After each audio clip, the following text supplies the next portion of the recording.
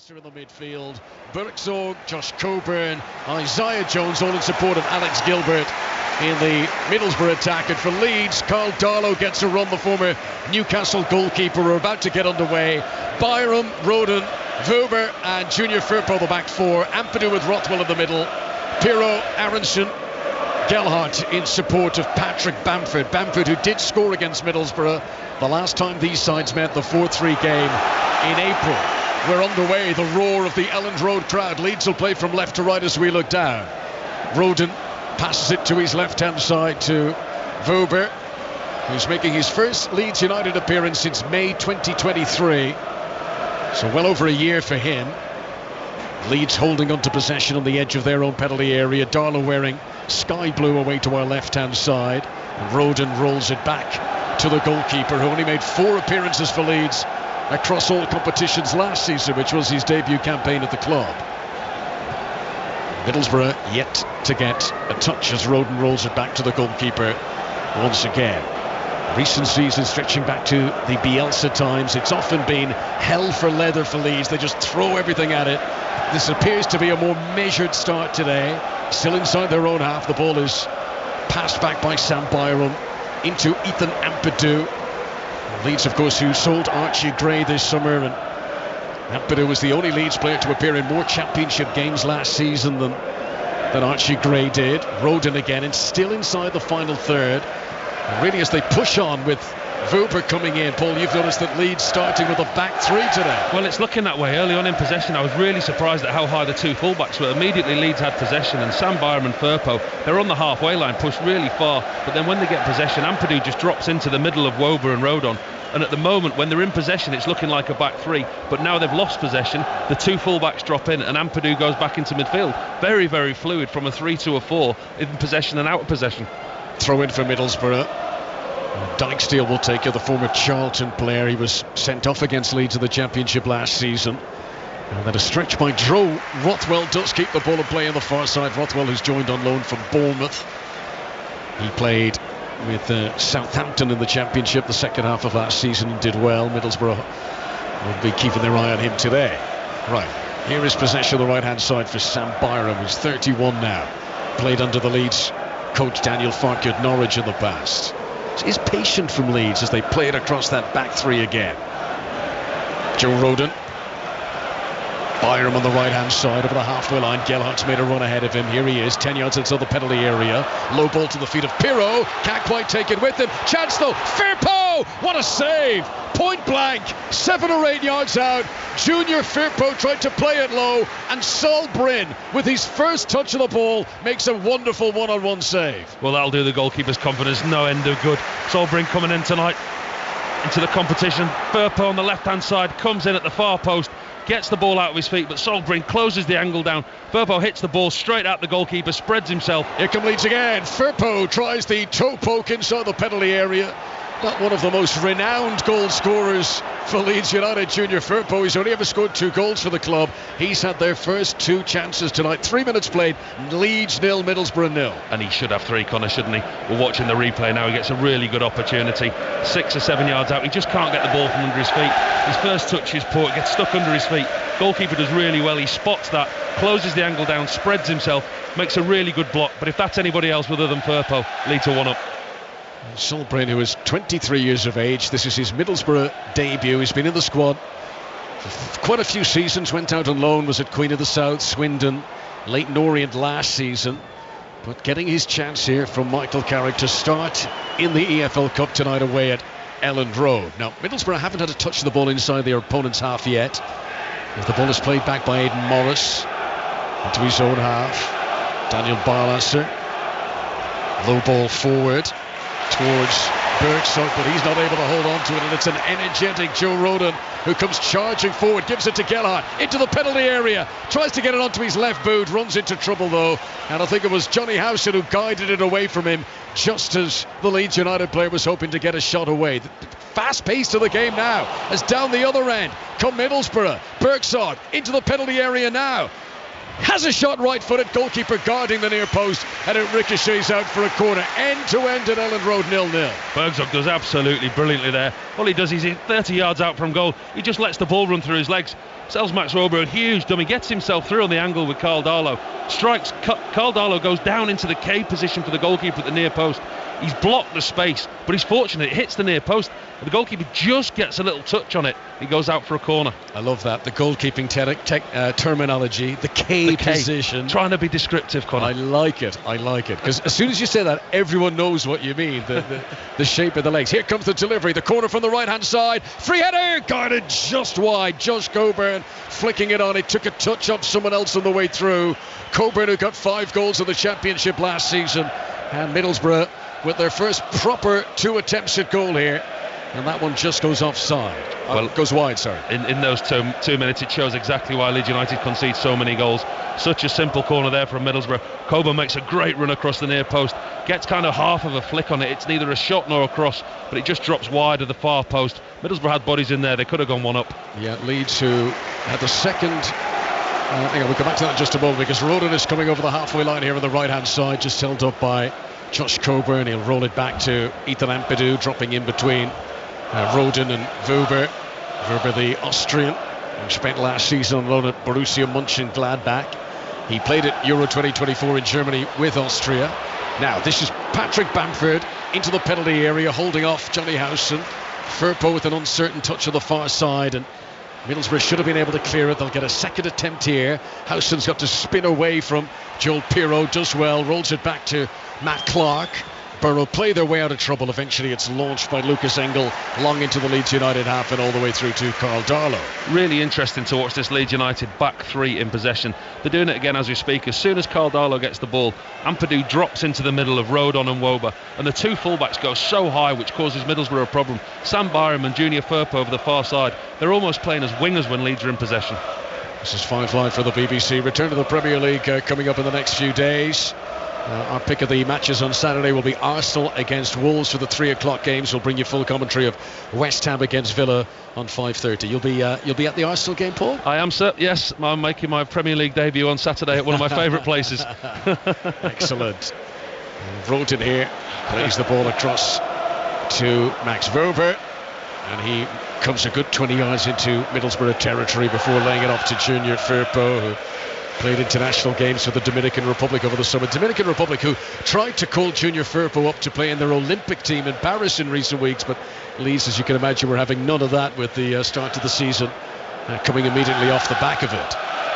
Here is Ampadu again. Leeds a bit higher, pressed up the field now. Wöber midway inside Middlesbrough territory, floats it in. Clark gets there ahead of Bamford. Not a fully cleared header though. Gelhardt in the box. Good strength to hold off one challenge. Needs a bit of support here and gets it from Byram on the right hand side.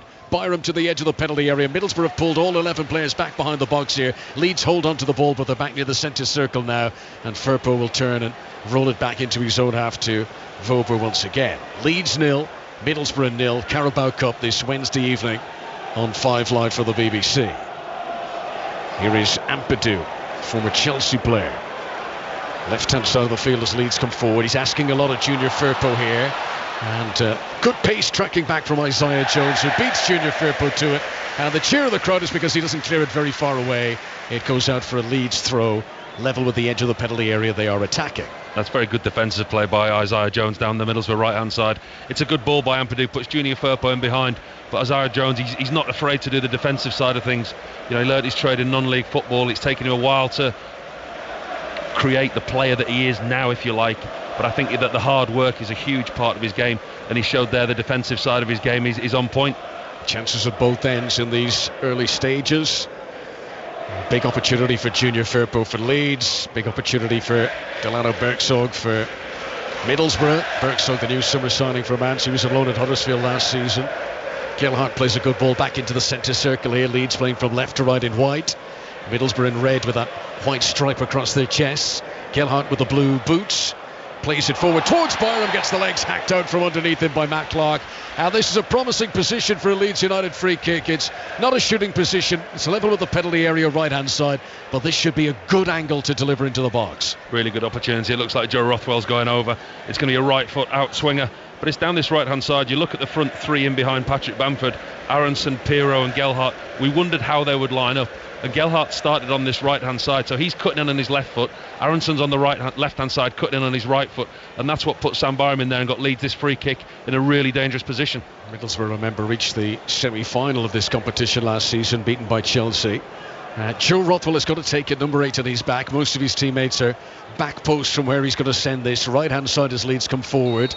Little hush just descends over Elland Road as here it comes. Right-footed delivery, played in nicely, but the header was always rising, and it was Byram up underneath it. 2 league goals for him last season.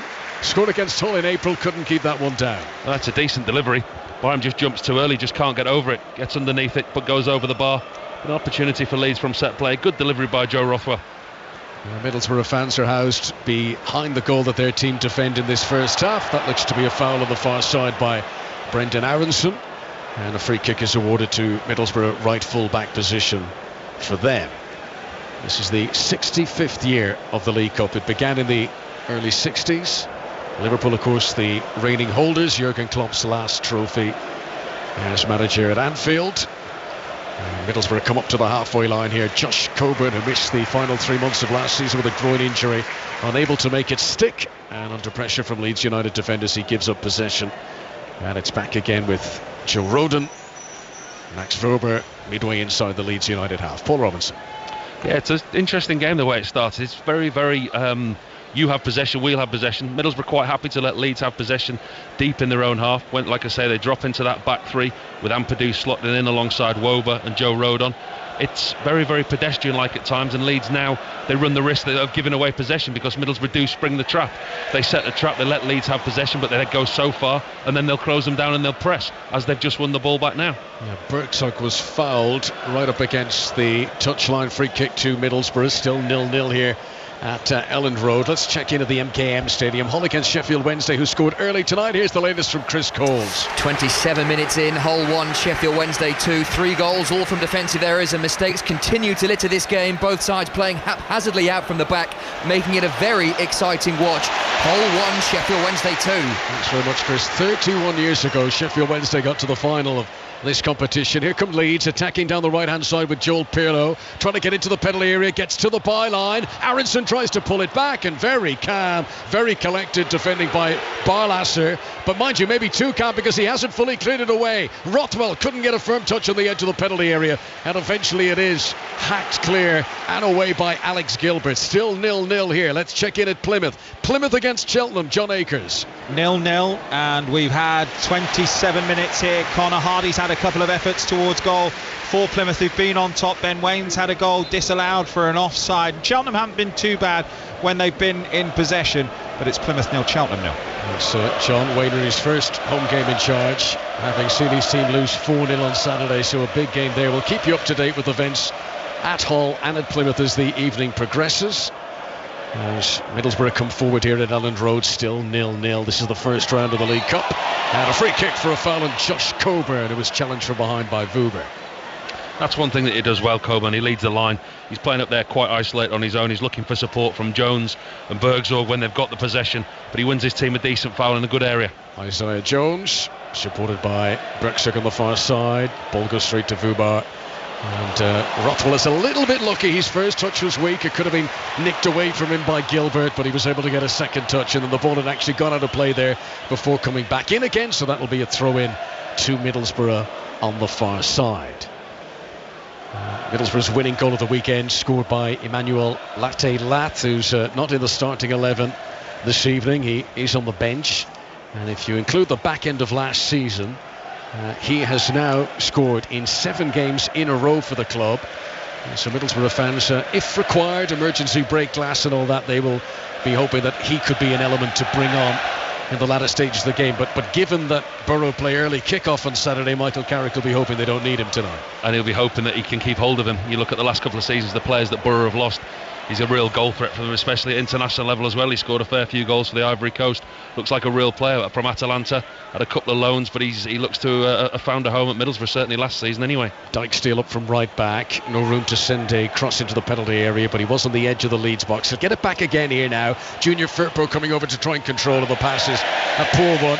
And the cheers from the Leeds United fans as that particular attack for the visitors breaks down. Right, let's get an update from the 100, and here is Nikesh Ragani.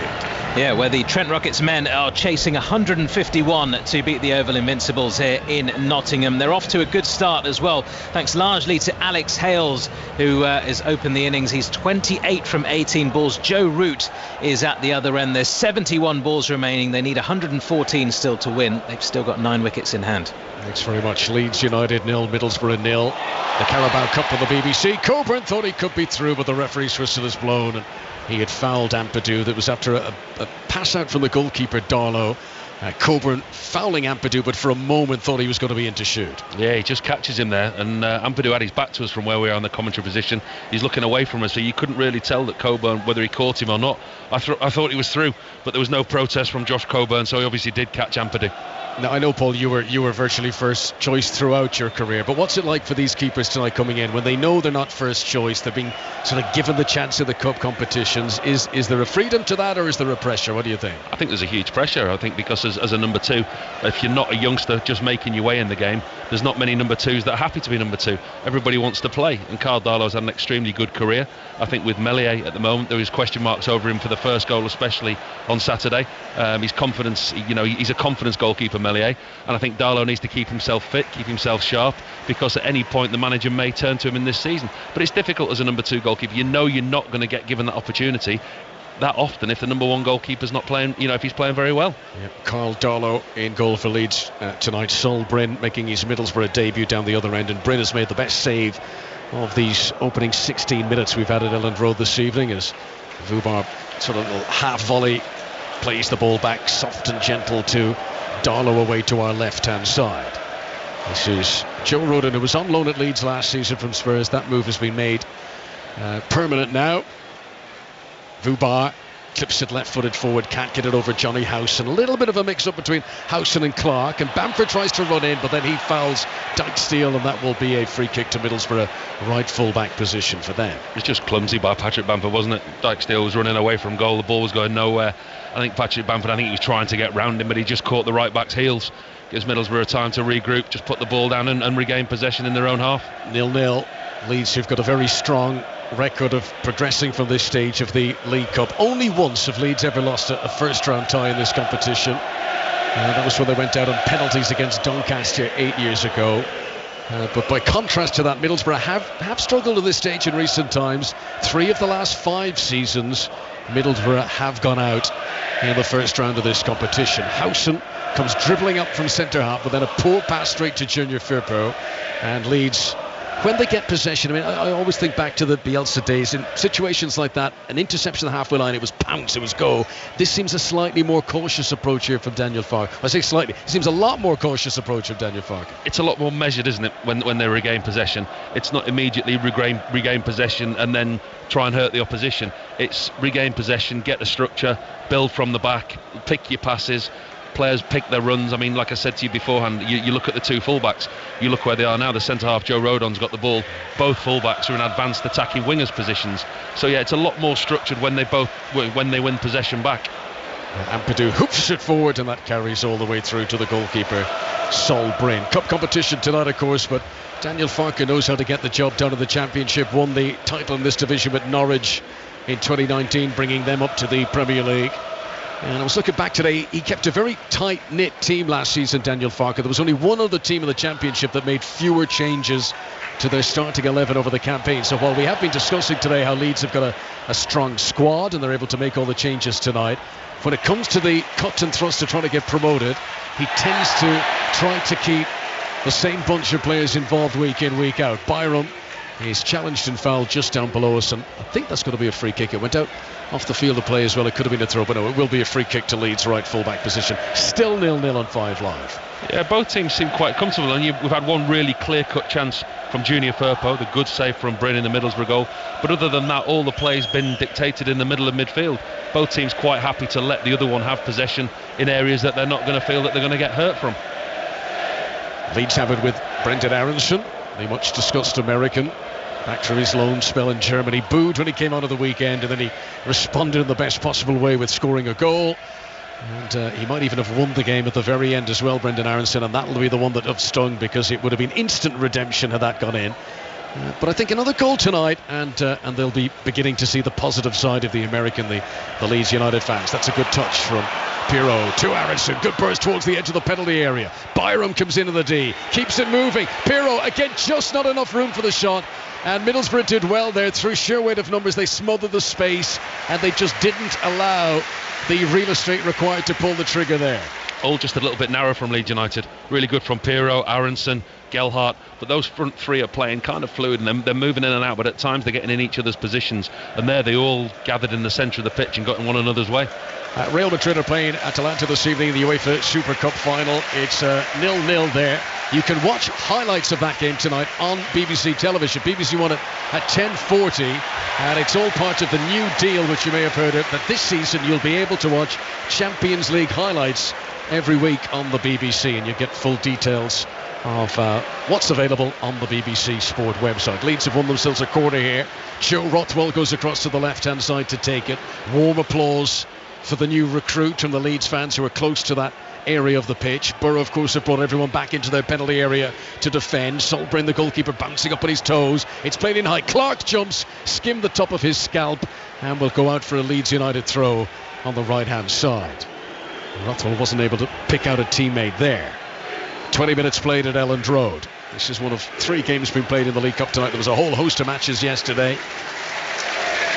Pirro just outside the penalty area that leads attack. There was a lot of matches yesterday, wasn't there? Yeah. And it's strange that there's so few tonight. Well, I was going to at one stage. What I often do in this game, as I said, and last night the following teams went through, and I started writing them out, and I was like, jeepers, there was a lot. So I said, it's actually too many to list out. So 32, I think, Conor. 32, right. Games. Well, that would get us through. If the game gets really boring, I'll read out for you who went through last night. Byram into the penalty area for Gelhardt. Leeds on the attack. Ball scooped in over the goalkeeper, but there's no one at the back post. Oohs and ahs from the Leeds United crowd as Isaiah Jones puts it needlessly out for a corner. Leeds are just hoping here. They've clicked a gear a little bit and are looking more threatening as we approach the midway stage of the first half. Yeah, the tempo's changed from a Leeds United point of view. Gelhardt does really well, presses, wins the ball back, gets in the penalty area on his right hand side, lifts it to the far post with his right foot. There's nobody there. Brendan Aronson does well to regain possession, gets in the box and wins his team another corner on that far side, which Rothwell will take. That's the voice of former Leeds goalkeeper Paul Robinson watching this game of the 0-5 live. Rothwell's ready to take it. Much movement. Roden is up there. Tall figure. Ball comes. Goalkeeper thought about coming. Clark wins it for Middlesbrough. Gelhardt on the edge of the box. Just couldn't get the shot away. He's done well to hold on to possession. He's now dribbling away from the box and he's fouled, and that is a free kick. And it will maybe even be within shooting distance here. It's wide out on the right hand side, but again a promising angle, and Gelhardt just wasn't going to give up there despite being outnumbered. That's one thing that Gelhardt does. He works so hard. He's very direct and works extremely hard. But Matt Clark for Middlesbrough there does really well. Delivery on the far side from Joe Rothwell from the corner. He stands in the middle of a 6-yard box there, Matt Clark. It's a crowded 6-yard box. Rises, wins the ball really well, wins the second ball, clears his lines, but then Gelhardt gets it back and wins the free kick for Leeds. But really good defending from Matt Clark. Joe Gelhardt scored in this equivalent game last season when Leeds beat Shrewsbury at this stage of the competition. Pascal Struijk also scored in that game. And Joe Rothwell standing over the free kick. His last delivery from a set piece wasn't bad. Let's see if he can even improve on it here. Bamford an obvious target. Ampadu has come forward to the far post as well. He looks to have a little bit of space. Here it comes from Rothwell. Flicked on. Gelhardt tries to play, but it was an awkward angle. A really strange body shape as he was almost dragging his leg behind him, and it just spoons away over the crossbar. Yeah, it was a poor delivery from Rothwell. Rothwell's delivering all the set plays. He's on free kicks, corners, and that was his worst of the lot. As the Leeds players advance into the box, Middlesbrough drop deep, and that ball's whipped in, but it's whipped in behind the line of players. Very difficult for Gelhardt to get any kind of connection on. Some of the substitutes go for a warm-up run down below us. Middlesbrough have possession just outside their own penalty area with Alex Gilbert. Ball is played forward towards Isaiah Jones. He can't make it stick. Middlesbrough really could do with a period of possession inside their opponent's half here. Leeds are seeing an awful lot of the ball at the moment. Mind you, Middlesbrough didn't have the most possession at the weekend, and they were able to beat Swansea by a goal to none at home as the ball is played forward by Rothwell into the penalty area. He was looking for Bamford, and It was Johnny Howson, the former Leeds United player, who was just able to cushion the header back to the goalkeeper. Still 0-0. You prompted me to revert to my computer there, Conor. I looked at the possession stats. If I'm not wrong, Leeds United 75% possession at the moment. Feels like it, doesn't it? Middlesbrough 25. Yeah, it's been a while since Borough have put 2 or 3 passes together. Gelhardt comes to the attack for Leeds. Bamford bravely prods the ball on. Referee allowed advantage for just a moment because clearly Bamford had been fouled. He wanted to see if it would run through for a teammate, and it didn't. So that's good refereeing by Anthony Blackhouse. He brings it back for a free kick to Leeds United. 10 yards outside the penalty area, but this time a bit more central. This is a dangerous position for a set piece. And once again, it's Gelhardt that's at the heart of everything that Leeds United are doing well. Flicks the ball around Clark, and Bamford does well. Gets out, gets his leg out just in front of Howson, who catches him. And fair play to the referee. He allows the ball to go because it did look like it was going to nip through to Gelhardt. The play stopped and he brought it back for the free kick, rightly so. He's been busy. Joe Gelhardt, 22 years of age now. He's only ever scored 2 league goals for Leeds United. As Rothwell will come forward after a disappointing delivery last time. He'll hope to do better here. It's not a million miles out, but there is no wall, unless Isaiah Jones counts as a one-man wall, which maybe he does. It's almost 2 straight, isn't it? Yes. One of those free kicks. Yeah. Well, let's see. Rothwell has got a host of teammates to his left, and it is guided in towards them. Ampadu flicks it back into a central location, but it is straight to Isaiah Jones, who should be able to clear away here for Middlesbrough. Takes his time over it, mind you. Gives it to Gilbert. That's a clever pass. Over into space on the right-hand side for Barlasser, and Borough beginning to show a little bit of fluidity here as they pass their way up to the halfway line. There's no doubt Michael Carrick's team could do with a bit of possession, given the statistics that Paul mentioned just a few moments ago. 25 minutes on the stadium clock at Elland Road. This is 5 Live for the BBC. The first round of the Carabao Cup, the return of the Premier League at the weekend. We will bring you Brentford against Crystal Palace at 2 o'clock on Sunday. We'll bring you Chelsea against Manchester City at 4:30 with correspondent John Murray, as the reigning champions begin their defence of their Premier League crown. This is Dijksteel attacking down the right hand side for Middlesbrough. Goes down, referee says no free kick. Bergsog will battle on towards the byline. Junior Firpo is back with them, and that is going to be a corner. So while we wait for that, quickly to the MKM Stadium at Chris Coles. Hull 1, Sheffield Wednesday 2 into the final 5 minutes of what's been a frenetic first half. The chances continue to flow, so do the mistakes. You can't take your eye off this one, and you'd be very surprised if there aren't more goals. Hull 1, Sheffield Wednesday 2. Thanks very much, Chris. We'll get an update from Plymouth Cheltenham after this corner kick. How Middlesbrough would love to nick the opening goal here, having absorbed so much pressure in the opening 26-27 minutes. Alex Gilbert is going to take it, joined from Brentford a year ago. Raises his left hand as a say, that's a dreadful corner. Comes in low. Bamford, to be fair, should have done better clearing it away. And he's caused his teammates a little bit of trouble. Vuber gives it a more traditional up and under clearance and sends the ball back into the Middlesbrough half. So to Plymouth we go. John Akers. 3 minutes to half time. Plymouth 0, Cheltenham 0. Wayne Rooney all in blacks just had a real scare in his technical area because Cheltenham have hit the post. Archer from 20 yards with a curler, rebounded back off Hazard for a corner. It's Plymouth 0, Cheltenham 0. Thanks very much. Here at Elland Road 0-0. Sam Byram has found himself in the left back position. Good covering on Isaiah Jones, and he rolls the ball back to Carl Darlow. Darlow, who's had one save to make at his near post in the game. The other attempts that Middlesbrough have mustered, and there haven't been many, have been off target tonight. Middlesbrough have possession. Gilbert on the right hand side plays the ball towards the edge of the Leeds penalty area. Quick reaction from Max Vuber to get there first. Rothwell gives it back to the Austrian, and then his left-footed clearance is towards Bamford, takes it down on his chest. Clumsy touch though in the midfield, and you can hear the groans from the Leeds fans as they give it away again. Yeah, Middlesbrough just enjoying their best spell of possession in the game. Put a few passes together, got the ball forward, creating a couple of opportunities, and they're away again down the right-hand side. Here's Gilbert. Play on, says the referee. There's been a foul on Jones, but Gilbert tries to run it into the box. Rothwell is back there to stop him. Gelhardt's given it away again. More groans for Leeds fans as Pirro tries to win it back again. Ampadu jumps, gets a little nod of his head, but he can't get clean touch in it. Isaiah Jones is still down on the deck on the far side. The referee is happy for play to continue. It's not a head injury. And then eventually the Middlesbrough players sort of bring play to a halt themselves anyway. And the referee, Anthony Blackhouse, is able to blow his whistle and just bring play to a halt. He asked the player if he does want the physio to come on. And Isaiah Jones, who was Borough's Player of the Year 2 seasons ago, does. So that'll give us just a little bit of break in play. And I wanted to ask you, Paul, we mentioned about the goalkeepers and coming in and not being the regular first choice. Almost, what's the word I'm looking for here? If you come in as a second choice, do you want to be busy? Do you want to show everyone that you can do? Do you want your defence to be allowing the opponents have shots at you? You know what I'm saying? Yeah, there's some games you feel like that as a goalkeeper, but goalkeepers will be able to relate to this. Some days you feel unbeatable, and other days you don't want the ball to come near you. Yeah. Some days you feel it looks like a beach ball and you can't miss it. Other days you feel like it's a ping pong ball and you can't get near it. It depends on how you are, how you're performing. But of course you want to play well, but that just doesn't apply to goalkeepers. Kind of that applies to the outfield players as well, because we always talk about the amount of changes that managers make.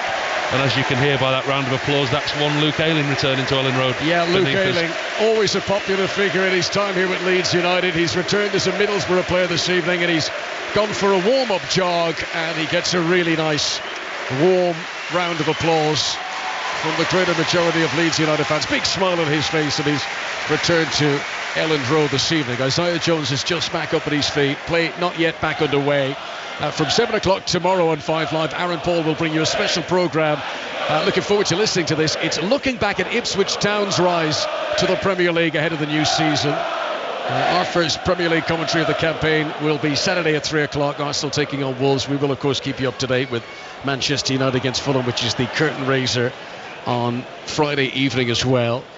But Jones has left the field to wait to be invited back on. Play will restart with an uncontested drop ball. Middlesbrough did have possession when play was halted, so they won't feel any obligation to give it back to Leeds, and this will be one of those where play will start and it's not the sort of back pass to the opponents as we get back underway. This is 5 Live for the BBC. Half an hour played at Elland Road in the League Cup. Still awaiting the opening goal here tonight. Engel up from left back for Borough. We'll roll it back to the halfway line again and to Matt Clark. Better from Middlesbrough. Just starting to get a little bit of belief. They're not going to come to Ellen Road and expect to dominate the game. So you look at Michael Carrick's game plan. We're now in the 32nd minute of the game. It's still 0-0. That's one of his targets. Get as far as you can. Get 20 minutes. Don't concede. Get to half time. Don't concede. And you can just see his team just starting to grow in confidence a little bit. Yeah, Michael Carrick, who played under obviously a lot of illustrious managers and coaches in his career, and I think we're all very keen to see how he's going to progress in this job. Very tricky start last season. Middlesbrough didn't win any of their opening 7 games, and I think that sort of clouded how good they were for the rest of the campaign. If it hadn't been for that poor start, Middlesbrough would have been right up there, and obviously they'll be hoping to have a very different story this time round and be knocking on the promotion door throughout the campaign. Here's a storming run from Dirk Steele, the Dutch right back. Plays the ball on to Gilbert, 10 yards outside the penalty area that Leeds defend. Now Jones whips in a good cross. Coburn was ready to pounce, and there was an important touch. Vober, I think, as following up was a low shot from Johnny Howson, which was on target, but saved by Carl Darlow. Did well to keep that down and on target. In fact, it was Aidan Morris, but the goalkeeper got down and well to save. Well, the ball slotted out to the right hand side to Isaiah Jones, and you can see the Leeds back line right in front of us. You've got Max Wober and Joe Rodon, both of them put the hands up for offside, but neither of them are together in the line. Junior Firpo's deep, Wober's deep. The lines are wobble, so Isaiah Jones was well onside, puts the ball into the box, comes out to Johnny Howson, and in the end Carl Darlow makes a decent save. But again, Middlesbrough just growing in confidence. Aidan Morris looking for his first goal for Middlesbrough. Made his debut for the club against Swansea on Saturday, the new summer signing from Columbus Crew. We actually joked before the game that he was, being billed as a bit of a Johnny Howson lookalike, and a player who could fill those boots going forward as a long-term replacement. With the number 18 and the number 16 on, they do look very similar down there. Half-time at Plymouth against Cheltenham in this competition. John Akers. 0-0 at half-time. Plymouth with more of the chances, but Cheltenham have come closest to scoring, hitting the post through Archer. A lot for Wayne Rooney to be pleased about, I think, in the first half for Argyle, but really yet to find their stride and find their finishing touches. Plymouth 0, Cheltenham 0. And not quite half-time yet at the MKM Stadium. Chris Coles. Just blown for half-time. Conor, Hull 1, Sheffield Wednesday 2. Debutants dominating this game for various reasons. Sheffield Wednesday's new striker has 2. Charlie McNeil capitalising on bad errors from Hull newbies Liam Miller and goalkeeper Anthony Rachopi. Marvin Malem's calm finish had drawn Hull level, and he also saw a shot cleared off the line just before the break. Good game this, Hull 1, Sheffield Wednesday 2. So Johnny Howson has picked up a yellow card while we've been away. Leeds United 0, Middlesbrough 0 to the 100th, and Henry Moran. 77 runs needed from 42 deliveries for the Trent Rockets to finish their season with a bang. The Oval Invincibles all but guaranteed top spot. They're looking to try and defend their total from the first innings of 150 for 3. Sports Extra will have coverage of the 100 all the way over the weekend. The elimination games on Saturday, the final on Sunday. Leeds briefly getting into the Middlesbrough penalty area there, but the ball taken away first by Birksog, now by Dirk Steele. Middlesbrough trying to pass their way out of their final third. Not for the first time. They've made a mess of that and given possession away. Now can Leeds capitalise? 0-0 Elland Road. Joe Rothwell makes a burst into the penalty area. Again, can't beat them all. I've been impressed how Middlesbrough have crowded around attempted dribbles tonight, and they once again stop Leeds getting into the penalty area. Foul on Gilbert. Yellow card is shown, and that is to Sam Byram. And it will be a free kick to Middlesbrough inside their own half. Middlesbrough have done that really, really well tonight. They've directed the Leeds traffic all through the middle. They've got Aronson out wide, Gelhardt out wide, and Pirro wanting to drift. But what Middlesbrough have done is they've directed everybody inside, into Howson, into Morris, into Clark, and they've dealt with that Leeds United attack very, very well by forcing them to be narrow. I was going to let it go earlier, Paul, but you guaranteed goals tonight, and now that we've got 10 minutes to half-time, I'm beginning to look at you in that sort of way to say, why did you say that? Commentator's curse. Conor, last season, Middlesbrough 3, Leeds 4. Leeds 3, Middlesbrough 2. Surely. All the goals to come, I'm sure, here at Elland Road. Right, this could be one now. Engel down the left-hand side. Good ball in. Coburn, left foot, hits the side netting. That's as close as Middlesbrough have come. Good low ball in from Engel, but Coburn had an awful lot of work to do. Defender behind him. He was able to swivel and shoot, and that is not very far away at all. Really good centre forward play by Josh Coburn there. Shows his strength. He's only 21 years old. Holds off Max Wober at the near post. Wober's got to do better. He's got to be stronger. Engel down this left-hand side. Plays the ball in on the floor. Too easy from a Middlesbrough point of view for Leeds United. Max Wober not strong enough, but Josh Coburn holds him off. Manages to turn 12 yards out on the angle. Gets his shot off side netting. But just another sign that Middlesbrough are growing into this game. Josh Coburn, 21 years of age. Most goals that he'd ever got in a championship season last season, and hoping to kick on now, really show what he can do this time round. There's Ampadu for Leeds. Plays a decent ball. Pirro onto Firpo, attacking down the left-hand side, gets level with the edge of the penalty area. Here's Aronson now. Oh, he's done well to cut in at the byline, into the penalty area almost, but tackled by Matt Clark, who had to time that lunge well. It was right on the edge of the penalty area. Any mistake, Leeds would have been howling for a penalty. As it is, Leeds do regain possession, and they are still inside Middlesbrough territory. This is Joe Rodon. Short ball to his left-hand side to another Joe Rothwell. And once again, Leeds taking a little bit of the sting out of play just when it was all at 100 miles an hour. They pass it around their more defensive players. Gelhardt now on the right-hand side. Closely marked by Lucas Engel. Engel, who made more tackles and interceptions for Middlesbrough in the Championship last season than any other player. Vuba comes forward here, midway into Middlesbrough territory for Leeds. Junior Firpo forced to retreat, and back to the halfway line.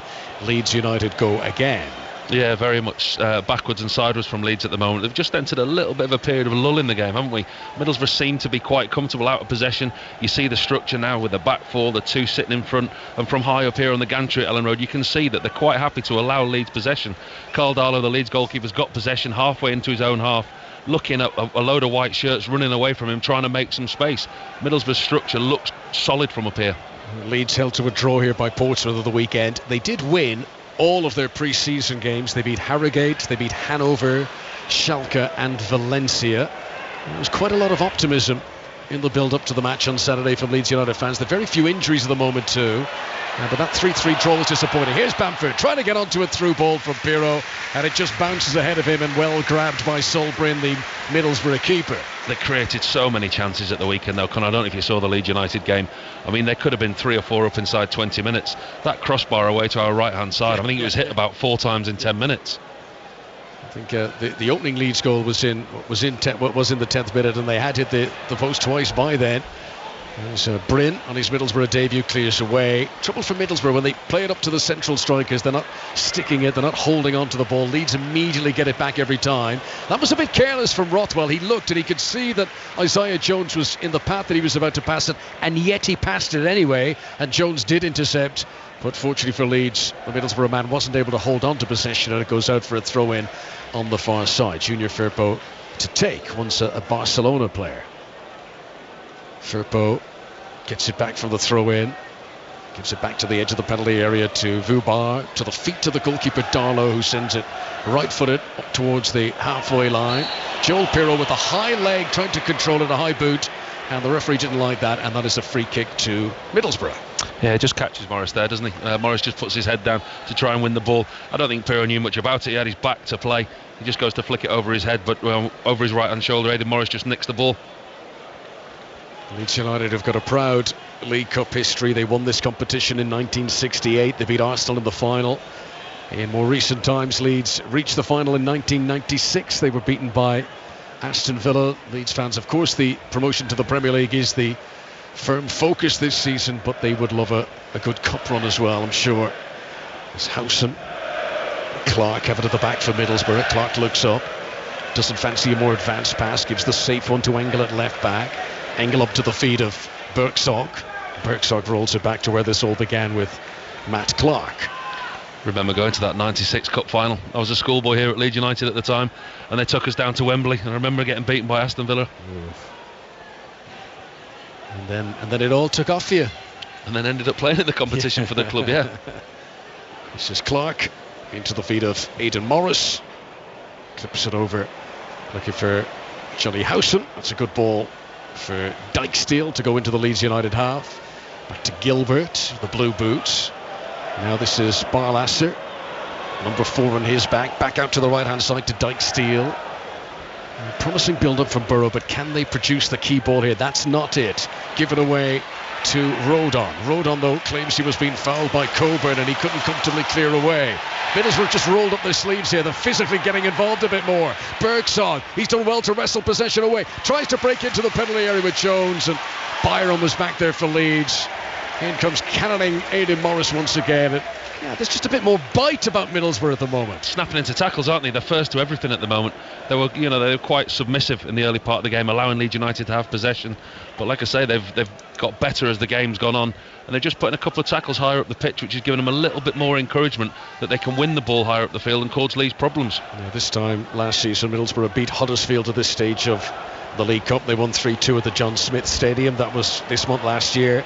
They would go on to beat Bolton in the round after that, then Bradford, then they beat Exeter, then they beat Port Vale into the semi-final against Chelsea when they did really well in the first leg and then were completely hammered in the second leg. It was 1-0 at the Riverside in the first leg, and then Chelsea won the second by, I think it was at 6-1 at Stamford Bridge. But it was Middlesbrough's first League Cup semi-final in 20 years, and it was another reminder that, Michael Carrick is making these forward steps at the Riverside since taking over from Chris Wilder. It's got a bit quiet here at Elland Road, Paul. It has, and Michael Carrick will be delighted with the way that his team have played. They weren't in the game. We talked about Leeds United having 75% possession, but Middlesbrough have kept them quiet. Here comes Jones, Isaiah Jones into the penalty area for Middlesbrough. Verba was able to make a deflection on the attempted cross, and out it goes for a Middlesbrough corner on the right hand side. And as they all track back to defend it, there's one Leeds United player, Junior Firpo, who's down on his knees inside the opponent's half, and the referee is running over to check if he's okay. Yeah, he doesn't need to be going off here. Players need to use their nous a little bit more, because outfield players, obviously, when there's a corner being defended, they can go off the field. So now the trainers had to come on, the physios had to come on. Leaves Leeds United one man short defending this corner. So another break in play at Elland Road, still 0-0. Leeds have sold Archie Gray, £30 million, and Crescencio Somerville, £25 million, both to Premier League clubs. Somerville, who was the Championship Player of the Year, and Gray was the Championship Young Player of the Year last season, and those are difficult boots to fill. Conor, the player trade in here at Leeds United, it's been incredible to watch. I mean, you look at the players that have gone, some of the big players that have, Glenn Kamara only just came to the side last year. Sinistera was out on loan at Bournemouth, he's gone. Sinistera, Kamara, Ayling, Rocker, Somerville, Gray, Harrison, Christensen, Robin Koch, Llorente. 26 senior players have left the club.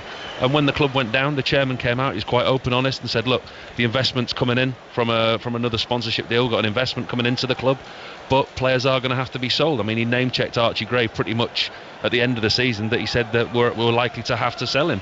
So now with Somerville gone to West Ham, Archie Gray gone to Tottenham, you would like to think that this is the squad that Daniel Farke's got to work with between now and the end of the season, and hopefully he'll be allowed, from a Leeds point of view, to add additions. We're not missing any live action here. Junior Firpo is just hobbled to the sideline, far side of the pitch from us. We're into the final minute of regulation time in the first half. There will be several minutes to be added on. This is the second long injury stoppage we've had. Middlesbrough with a corner, right hand side, Alex Gilbert standing over it. Roden and Ampadu both bouncing on their toes as they await the delivery of it. It's an outswinger towards the edge of the penalty area. Clark tries to nod it back in. Bamford gets up, back helping out the defence and tries to head the ball away. Clark, left-footed, can't get much elevation. Leeds should clear this. Ampadu on the right-hand side, but they were all back defending the corner, so when he clears it up to the halfway line, it's easy pickings for Middlesbrough to regain possession again. Yeah, I mean, the game has hit a little bit of a lull, hasn't it? You'd be almost forgiven to think that this was the last pre-season friendly, with players getting minutes into the legs. It's all very much, you have possession in the middle of the pitch, we'll have possession, without any huge, real, clear-cut chances being created. Junior Firpo's back on the pitch, Leeds are back to 11. As Barlasser gives it to Gilbert, midway inside Leeds United territory. That's a clever ball, and maybe Birksock could be onto it here, into the penalty area. Angle was too tight to shoot, though. He's got to try and resurrect this into a crossing position. He's got the support of Morris, edge of the penalty area. We're into stoppage time. 4 minutes being added on. Gilbert will shoot. Tried to wrap it low into the far corner, but couldn't get anywhere near enough bend. And in truth, the shot set off too wide of the target. Even if he had a real whip on that, it wouldn't have gone in. That's a decent chance, And Alex Gilbert would love to have that again, because I'm sure he would have put it much closer to the target. That's a really good opportunity for Alex Gilbert. We're just getting to see the replay now. He curls it wide of Carl Darlow's far post, but he should hit the target. He's 12 yards from goal on the angle, opens himself up. I don't think he realises how much time that he's actually got. Well, the opening half hour of this game, Leeds were completely on top. They'd had the best chance, Junior Firpo. At one stage, you'd seen, Paul, it was 75% possession in their favour. But these last 15 minutes of the first half, Michael Carrick's team have been on top. He'll be delighted. He really will. He'll be delighted with the way that he's kept Leeds to only that one chance, really, from Junior Firpo, and that his team have grown in confidence and they've started to, create chances themselves. You look in the wide areas, they're quite noticeably pressing higher up the field. Leeds nearly giving it away on the halfway line. Mubar is able to hold on to it. Aronson with an outside of the right boot, picks out Bamford. The flag is up. He's gone around the goalkeeper, but it ain't gonna count. The flag was raised. Patrick Bamford offside. That feels a real rarity these days, and in the era when we're so used to assistants keeping the flag down until the end of play. But of course, there is no VAR in the League Cup until the semi-finals, so it's decision at the time, and that's what the assistant did. And I think that's what makes the Championship a refreshing place for football supporters. When a goal goes in, you can celebrate the goal. And with the automated offside that we've seen coming in the Euros, that works so well in my opinion with the VAR, but apparently we can't use it in the Premier League until October for whatever reason. So the season starts without the automated offside, and it comes in October. You can imagine all the trials that they're doing, because it has to be right. If any new technology into VAR, if it doesn't work at the start, it'll be absolutely hounded.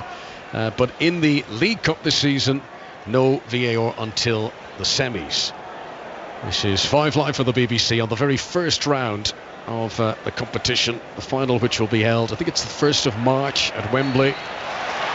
And Middlesbrough and Leeds hoping to progress into the second round this evening. Free kick to Middlesbrough on the far side, as we are now almost midway through the 4 minutes that have been added on for stoppages in this first half at Elland Road. Sol Bryn will be pleased with his performance, the goalkeeper on his Middlesbrough debut, wearing dark grey, sort of charcoal colour away to our right hand side. He's dealt well with everything that's come his way so far. White gloves, just dribbles the ball with his feet out of the penalty area and looks to show off his passing skills with an advanced ball up over the halfway line, which troubled Junior Firpo sufficiently that he fouled Isaiah Jones. That was a good bit of distribution from the Middlesbrough goalkeeper. Firpo gets himself in a real mess there.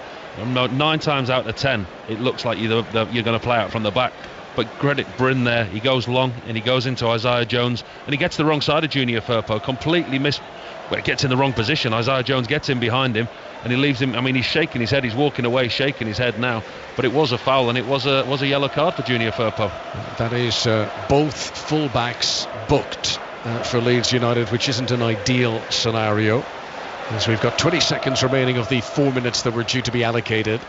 Free kick to Middlesbrough. What a perfect time this would be to take the lead away from home. It's down the other end of the pitch from where the Borough fans are housed. They're peering from the other end of the stadium as Barlaser stands over this, plays it in right-footed. Goalkeeper takes it comfortably to his chest. That was a easy one for Carl Darlow as the referee blows the whistle for the break. So Leeds started the first half the better, Middlesbrough finished it the better, and it remains very much in the balance here at Elland Road. Leeds 0, Middlesbrough 0, Paul. Yeah, it's not been the greatest of spectacles, has it? I think both teams have enjoyed spells of possession. Leeds United certainly had the better of the first half an hour of the game.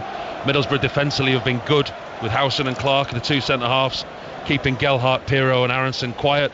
Leeds have definitely had the better of the game. Middlesbrough grown into the game, but let's hope for a better second half with some goals. Yeah, last season the two league games producing 12 goals between them. 10 of those goals came in the first half of those matches. It's clearly a new campaign, but we hope that the goals will flow in the second period here at Elland Road. For now though, Leeds United 0, Middlesbrough 0. Not the greatest spectacle, Paul. That is quite polite, that, isn't it? You know I'm polite, Steve. You're very polite. You're a very polite man. Unlike Michael Brown. It wasn't the greatest watch. It's been very safe, hasn't it? Middlesbrough just sitting in there, waiting, delaying, Robbo. We expected a few more chances. Yes, they're growing into it. I'm not sure how much, we were just discussing before, myself and Steve, whether Michael Carrick will be delighted. You know, I think he'll be pleased that his team are growing into it, but I think they've got to do a little bit better. They've got to come out, they've got to demand the ball a little bit more than they have done for me. I think what we're seeing, Brownie, I think we're seeing two teams with changes of players that wouldn't necessarily be in the starting 11, and we're seeing players who don't want to make mistakes rather than players who are willing to take the ball and take chances. It's sort of inevitable, Conor, isn't it? When, you know, this is effectively the first game of the season for so many of them. So there's going to be a lot of ring rust. Yeah, I think, of course, you're making a change. I mean, these two starting 11s will, I'm sure, have never played together before. You know, you do all count all that into it.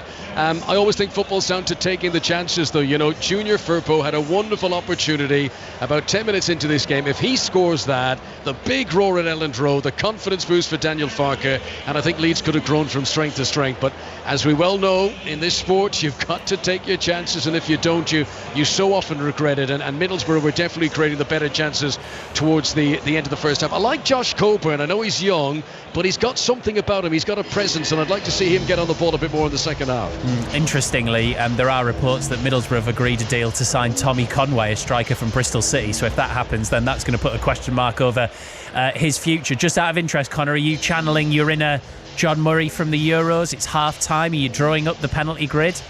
The penalty grid was drawn up last night. I see. Have you got the printer on site, Conor? Is the printer there? The printer, as you well know, Brownie, is always at hand, but it's already printed. The chart for the penalty shootout. I think Crosby's on the board or something, or he's an inside sort of scout, because he knew that deal was going ahead earlier. So that's all I know. He must have knew something. You know, we were saying to John Akers earlier on, you got to not call it, Wayne Rooney's Plymouth all the time. I mean, it is Steve Crossman's Middlesbrough. I think he's been very reserved tonight, hasn't he? Well, I can't tell you what he's been like watching it here. Pipe down, listen to it. Pipe down, you lot. Oh, so what a shame we're losing the line to Elland Road. We'll get it back for the second half. Leeds 0, Middlesbrough 0. Paul, Conor, thank you very much. Hull 1, Sheffield Wednesday 2, just underway in the second half, and in the second half Plymouth 0, Cheltenham 0. Of course, these all League Cup first round games, and we'll have the draw as well just after full time at Elland Road. It's Real Madrid 0, Atalanta 0 at half time in the UEFA Super Cup. So much more to come. We'll keep you up to date with all the football. Second half commentary, of course, from Elland Road. We'll be back into the 100, and we'll be talking about Sam Burgess as well, getting into the NRL Hall of Fame, the first Englishman to do it. We'll do all of that after the news on 5 Live with Stuart Clarkson. the voice of the UK. This is BBC Radio 5 Live. Steve, thank you. Good evening. Train drivers will vote on whether to accept a new pay offer from the government. Members of the ASLEF union have been in dispute for the past 2 years. The Department for Transport's offer backdates rises of 4.75% and 5% plus 4.5% for this year, with no changes to their working conditions. A senior judge has called for some of those involved in the disorder in the last few weeks to be charged with rioting, which carries a 10-year prison term, rather than being charged with violent disorder. Judge John Thackeray's comments come after a 26-year-old man was jailed for 3 years for kicking a female police officer to the ground during riots in Hull this month. Among the other people sentenced today was a 53-year-old woman from Cheshire, Julie Sweeney, who was given 15 months in jail for posting in her local Facebook community group that Southport Mosque should be blown up rather than repaired. Here's our Home Affairs correspondent Daniel Sanford. The judge said, listen, he had to send a message to people that they need to take responsibility for the things that they write online. He said you should have been looking at the news and media with horror, like every right-minded person. Instead, you chose to take part in stirring up hatred. He talked about keyboard warriors having to take responsibility for their language. Officials in the West Midlands say they've identified the source of a toxic spillage affecting a 12-mile stretch of canals. A major incident was declared in Walsall yesterday after sodium cyanide was found in the water. It had leaked from a nearby industrial site. Mark Lidderth is from the Environment Agency. What we have seen here is a serious pollution incident. That pollution has come from a site that we regulate just on the road up from here. Now, this pollution is unacceptable, and what we have seen here is a number of impacts of dead fish along this stretch of canal. And NASA says 2 American astronauts stranded on the International Space Station may have to stay there for at least 8 months. Sunita Williams and Barry Wilmore have already spent 2 months in space after a planned 8-day mission ran into technical problems. On BBC iPlayer, we're all going on a summer holiday. 4 celebrities and their loved ones travel from the Amazon to the Andes. This is something that we will never forget. But with no flights, no phones and no bank cards, this is no holiday. Kelly Brook. Oh, this is going to be brutal. Scott Mills. One more day like this will break us. Collar Bikini. I wouldn't even call it a race anymore, it's a test. And Jeff Brazier are stepping up to the challenge. We're walking in the middle of nowhere. Celebrity Race Across the World starts tonight on BBC iPlayer. This is 5 Live Sports with Steve Crossman. On 5 Live. Listen on BBC Sounds. Half-time, Leeds 0, Middlesbrough 0. Our full commentary tonight, first round of the League Cup. That one was an 8 o'clock kickoff. The other's 7:45, so very much in the second half of the other 2 matches. Good one at Hull, Chris Coles. It has been a really good one, Steve. Hull 1, Sheffield Wednesday 2. 5 minutes into the second half. Certainly a more sedate start to this second half, considering the explosive beginning to the game. Wednesday in front in just 24 seconds. Charlie McNeil enjoying an excellent debut. He's got both Sheffield Wednesday goals. Almost all of the chances created have come from mistakes. Both sides playing out from the back with limited success. No real chances to talk about in this second half, which is 6 minutes old. Hull 1, Sheffield Wednesday 2. What about Plymouth against League 2 Cheltenham? John Akers. Yeah, well, Plymouth are the better side. It's 0-0, Plymouth 0, Cheltenham 0, but Cheltenham have had 2 good chances. They've hit the post and Jordan Thompson's just flashed one from an angle right across the goal mouth. Wayne Rooney standing with his hands in his pockets at the moment on the edge of his technical area. Cheltenham getting ready to make 3 changes. It's all a bit low-key and a bit early season, Steve, and a bit rusty, like you said earlier on, to be honest. It's got a bit of an air of a pre-season friendly about it. It's 0-0. Thank you, John. Cricket, Trent Rockets playing Oval Invincibles in the 100 tonight. This is the men's competition at Trent Bridge. Nick Ashragani. Yeah, where the Trent Rockets, chasing 151 for victory, have all of a sudden, out of nowhere really, through this partnership between Rovman Powell and Tom Alsop, put themselves in a winning position. There's 15 balls remaining. They need 24 to win. Really exciting finish in prospect here. Rovman Powell unbeaten on 38 from 24. He's hit 3 huge sixes. Tom Alsop's hit a couple of big ones as well. He's 31 from 19. Sam Curran has still got 10 balls to bowl as well. He's the second highest wicket taker in this season's competition, so they'll have their work cut out against him. Remember, the Trent Rockets already out of the men's competition. They cannot qualify for the top three, for the eliminator or for the final. As for the Oval Invincibles, they're top of the table.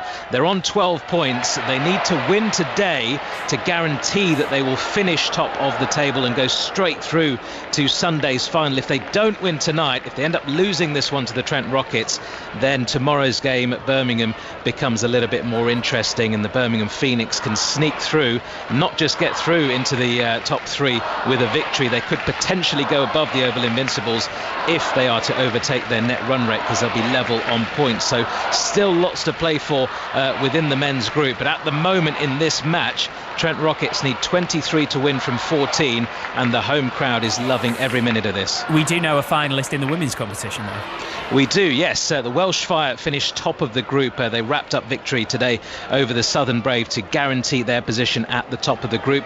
With them will be the Oval Invincibles, who beat the Trent Rockets earlier today, and the London Spirit. Those two London teams, Oval and London Spirit, will play each other in the eliminator on Saturday. Welsh Fire will be waiting for the winners on Sunday. Thank you, Nikesh. Warrington Wolves boss Sam Burgess has been inducted into the NRL Hall of Fame for everything he did with South Sydney Rabbitohs over 2 spells. Doing so becomes the first Englishman to receive that honour. Here he is with Matt Newsom. When I first got the call, I didn't really know what it was about, and when I told I was being inducted into the Hall of Fame, I was actually surprised, firstly, because I didn't expect it, and I was actually chuffed. I was really over the moon with it, because it's, you don't really play for that all the time, but to be recognised, it was a great sense of achievement. I was happy. Yeah. I guess when you think of the Brits as well who've played over there, whether it's Mal Reilly for Manly or Kevin Ward as well, you think of Adrian Morley a little bit more recently. The fact that you've continued that path and continued that legacy of English players going there and then being a success, how much of an inspiration were they to you to some extent? Yeah, well, I think watching the Olympics recently, you listen to a lot of the the Great Britain athletes, and they're all inspired by the previous athletes they've been inspired by the ones previous to them, and it's no different in our sport. I was inspired by Adrian Morley as a young man, and I was inspired by Andy Farrell, who never went over there. But Moz sort of paved the way. And then Gareth Ellis actually went the year before I went, and I played against Gareth, and he was a great inspiration with Moz. So they do inspire me. There's no doubt. James Graham followed me, and my brothers then followed me, and John Bateman followed, and Elliot White had followed. George. So all these players followed, and no doubt they saw the players that have been there before them, and that's exactly what I did. I was inspired by Moz. I loved that how respected he was in Australia. He still is, I've been had a beer with him in Coogee a couple of times, and he still gets, he gets hounded over there. They love him. So, it's to leave your mark on the game in Australia. I was really, it's a proud moment. Oh, he definitely did that. Sam Burgess with Matt Newsom. Matt's with us now. Big achievement, Matt.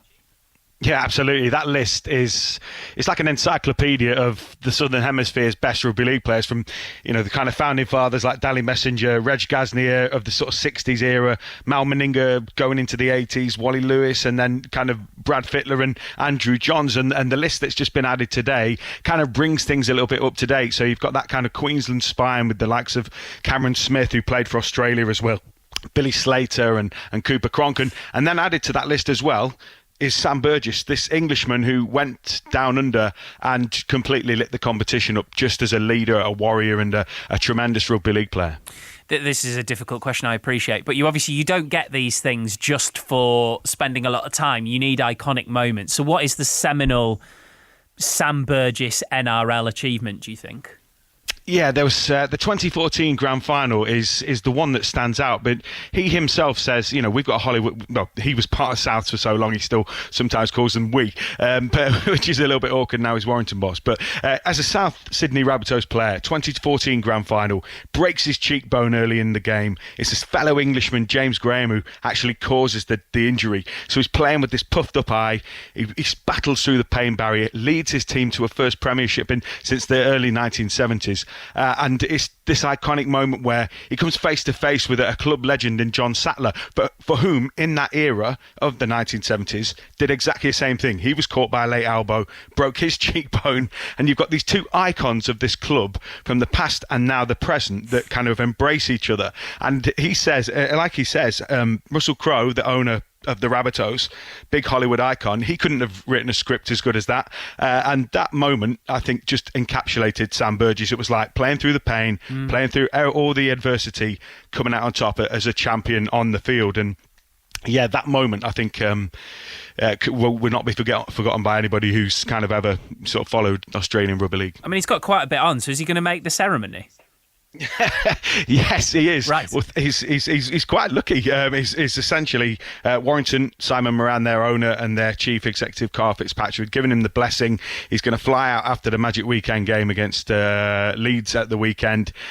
He says he's got good lieutenants, assistants in charge in the shape of Gary Chambers and Martin Gleeson and Richard Marshall. They've all kind of had plenty of coaching experience. So he's almost sort of saying, look, this is so important. I've got to go. I trust in these boys, but he says he'll be back for the game. So I anticipate at Weldon Road on Friday night there might be a little bit of a taxi service taking place because he might be scrabbling for kickoff, but I wouldn't be surprised if he made it. Yeah, a few bags under the ice. Matt, thank you very much. Matt Newson there, nice interview. That Sam Burgess, congratulations to him, into the NRL Hall of Fame, the first Englishman to do so. We've had a goal at Plymouth. John Akers. Plymouth Argyle's first goal under new coach Wayne Rooney. A free kick from Adam Randall, 25 yards out, loads of whip and bend on it. The keeper Joe Day for Cheltenham did really well to keep it out and tap it onto the crossbar, but following in first to react was the New Zealand striker Ben Waine, fresh from the Olympics, to tap home on the line. And it's Wayne Rooney's Plymouth Argyle 1, Cheltenham Town 0. Let's just check in quickly at Hull Sheffield Wednesday. Chris Coles. Hull 1, Sheffield Wednesday 2. Hull thought they were level. They had the ball in the Wednesday net, but disallowed for a foul on Piers Charles inside the Sheffield Wednesday goal. Hull 1, Sheffield Wednesday 2. So the only place without a goal is our commentary game. Conor.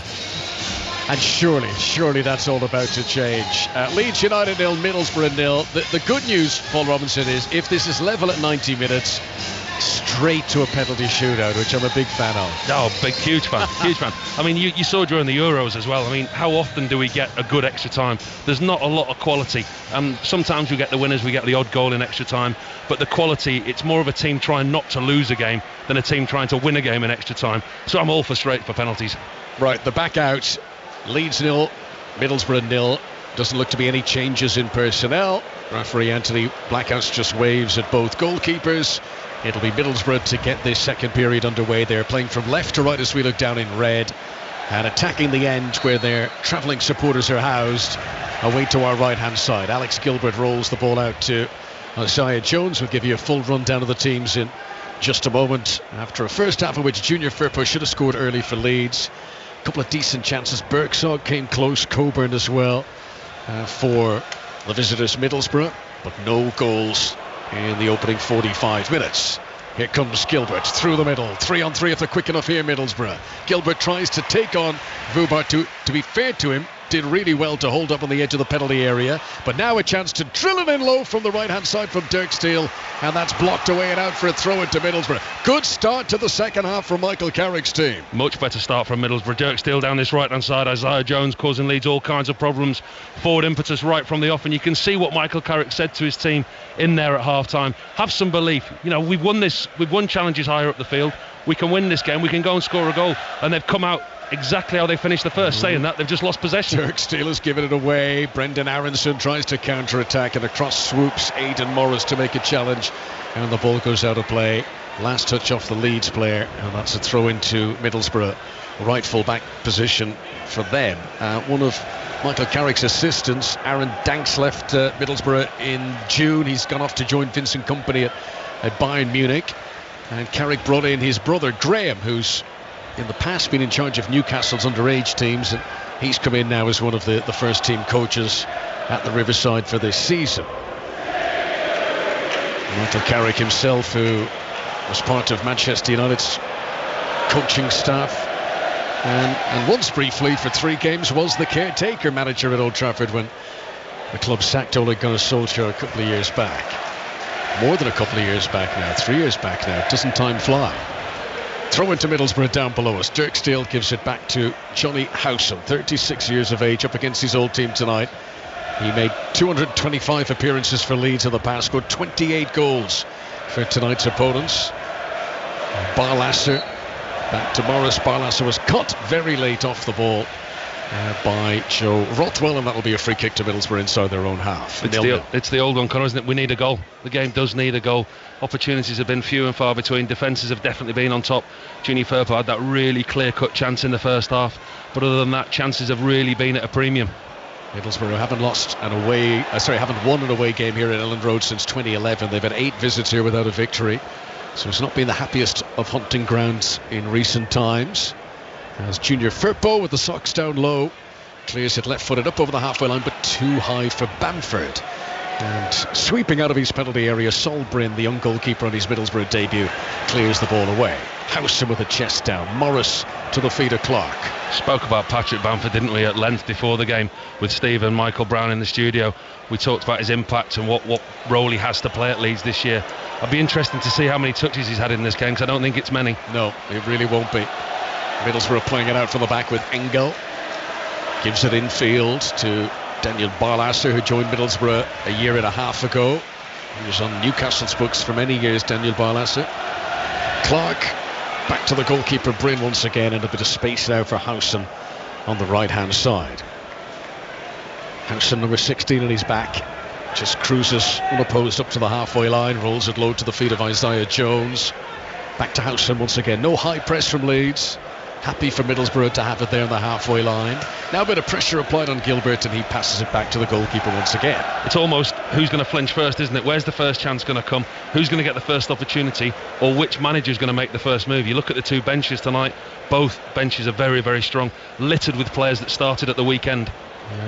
Tonight an opportunity for both coaches to play some of those who are on the bench at the weekend, an opportunity for fans to gauge the strength of the respective squads. And of course, with transfer windows still open, you feel that tonight's like this, if they don't go well, that pressure comes on teams to get the checkbook out between now and the end of the window. Here's Isaiah Jones, right hand side of the midfield, comes in field of Aronson. Gilbert plays it back to Howson, first time touch to Dyke Steele on the right hand side. Now he fancies a canter here. He's big and he's burly, and he manages to shrug off Aronson. Chance of a shot here, and it's in! Brilliant goal! Dyke Steele puts Middlesbrough in front at Elland Road, and he made that all for himself. The right-footed right back into the penalty area, and then the coolest left foot finish into the bottom corner. Leeds will look at Aronson and feel he should have worked much harder in his attempts to stop the Middlesbrough player there. But early in the second half, it's the breakthrough. It's Leeds United 0, Middlesbrough 1. Yeah, he gets on the wrong side of Aronson. That's one criticism that Leeds fans have had of Aronson. Doesn't work hard enough in the right areas, works hard, but sometimes not effectively. The right back there, Dyke Steele, does so well. Cuts in from the right-hand side. Nobody goes to him. Cuts inside, no Firpo, no Woburn, no Rodon. He has the freedom of the Leeds United box. Left foot, curls it with his instep into the bottom right-hand corner of Carl Darlow's goal. Nothing that the Leeds United goalkeeper can do. And we said Middlesbrough were creeping back into this game, and haven't they started this second half well? That is just what Michael Carrick would have wanted. Middlesbrough with their noses in front, away from home, at a stadium they haven't won at in many years. And it's just the sort of goal that this game needed. Someone to take the bull by the horn and say, right, I'm going to drop his shoulder here, I'm going to keep going. And then he finished so calmly. And sometimes this complicated game football can look very easy when it's done well. Said at half time to Steve and to Ryan, I said, we're watching a game full of players that might not necessarily start, who don't want to make mistakes. We're watching players who are not putting the ball at risk, not taking a chance. Dyke Steele did that. He took the game by the scruff of the neck. He drove at that Leeds United defence. He drove into the heart of the 18-yard box, cut across, left foot, right to the bottom corner. Just what the game needed. Pressure on Leeds now, but ambition for Middlesbrough. As here he is again. Dyke Steele pulls it back. Oh, it should have been a goal. It's cannoned first of all into a defender, then cannoned into the crowd by Delano Burksuk. What a chance for Middlesbrough to score 2 goals in 2 minutes. Well, they say that you're at the most vulnerable just after you've conceded a goal. Leeds United again torn apart down this right hand side. Junior Firpo all over the place. Nobody's closing down. Raikesdale does really well, gets to the byline, cuts it back, and Bergzog really should score. It's a decent block. I can't see whether it's Wober or the goalkeeper Darlow who gets the block, but Middlesbrough should be 2 up in this game. And suddenly Dirksteel's become a very central figure, scoring a goal, very nearly setting up another, and the disgruntlement begins to reverberate around Elland Road. These Leeds United fans are not happy. Let's get the latest from the 100, Nikesh Regani. Where the Trent Rockets men have beaten the Oval Invincibles. They've chased down 151 with 6 balls remaining, despite needing more than 2 a ball with 35 balls left. Rodman Powell finishing on 45 from 27. Tom Alsop 41 not out from 24. They get home by 6 wickets. Thanks very much, Nikesh. Leeds United 0, Middlesbrough 1 here at Elland Road. This is one of 3 Carabao Cup games being played tonight. Another is Hull against Sheffield Wednesday. Here's the latest from Chris Coles. Midway through the second half, Hull 1, Sheffield Wednesday 2. The home side, though, now on top, dominating possession, creating some good chances, and they've made a triple change, including the introduction of striker Oscar Estupiñán, who scored the late penalty here on Saturday to rescue a point for Hull against Bristol City. Hull 1, Sheffield Wednesday 2, 68th minute. And tonight's other domestic cup game is at Plymouth. Here's John Akers. Plymouth 1, Cheltenham 0. 17 minutes remaining plus added time, still leading by that goal from Ben Waine, the New Zealand international, and they've looked good. They've brought on Morgan Whittaker, a couple of other substitutes too. Plymouth 1, Cheltenham 0. Leeds thought for a moment they're going to get a chance there. Decent ball over the top. Bamford tried to sprint onto it, but Matt Clark, who's a big burly central defender, held off Bamford, held his feet as long as he could. Then he was fouled, and much to Middlesbrough's relief, they get a free kick on the edge of their own penalty area. Paul Robinson. Played really well tonight, Matt Clark, so far, alongside Johnny Howson. He's got the experience, he's got the voice next to him, but Matt Clark's been the one. He's put his body on the line, he's read the game really well. The ball over the top there, Patrick Bamford, he looked to have the beating of him, but Matt Clark, with his body positioning and his reading of the game, did extremely well to thwart the danger. Matt Clark, who started 13 games in the Championship last season, his best run of the team. He's been at Borough for 2 years now, former Ipswich, Portsmouth, Brighton, Derby, West Brom player in the past. Playing alongside Johnny Howson in the heart of the Middlesbrough defence this evening at Elland Road. 1-0 Michael Carrick's team lead away from home here. Morris to Barlasser in the midfield. There's a bit of a swagger about Middlesbrough now. That goal has done them the world of good. As their first little setback, Howson's got a problem. He passes the ball out of play because he wants some treatment here. Yeah, just as he passed that ball there, Conor just felt his left groin. He immediately went straight down. Called for the physio to come on. Doesn't look good, that, for Johnny Howson. Johnny Howson at 36 years of age will wait to get some treatment here. The physio immediately out onto him. So Leeds 0, Middlesbrough 1. We've played 10 minutes now in the first half, and this little break in play is just an opportunity for us to watch the action replays again of the goal. Arison is going to hate watching this back when they do the video analysis, because Dirksteel takes him on the shoulder to shoulder, and then suddenly Aronson is running in deep water. He just can't keep up with him. And we said before the game, when you're in a player in Aronson's position, and just for those who don't know, he's with Leeds in the Premier League. They get relegated. He wants no part of it. He says he wants to go off on loan.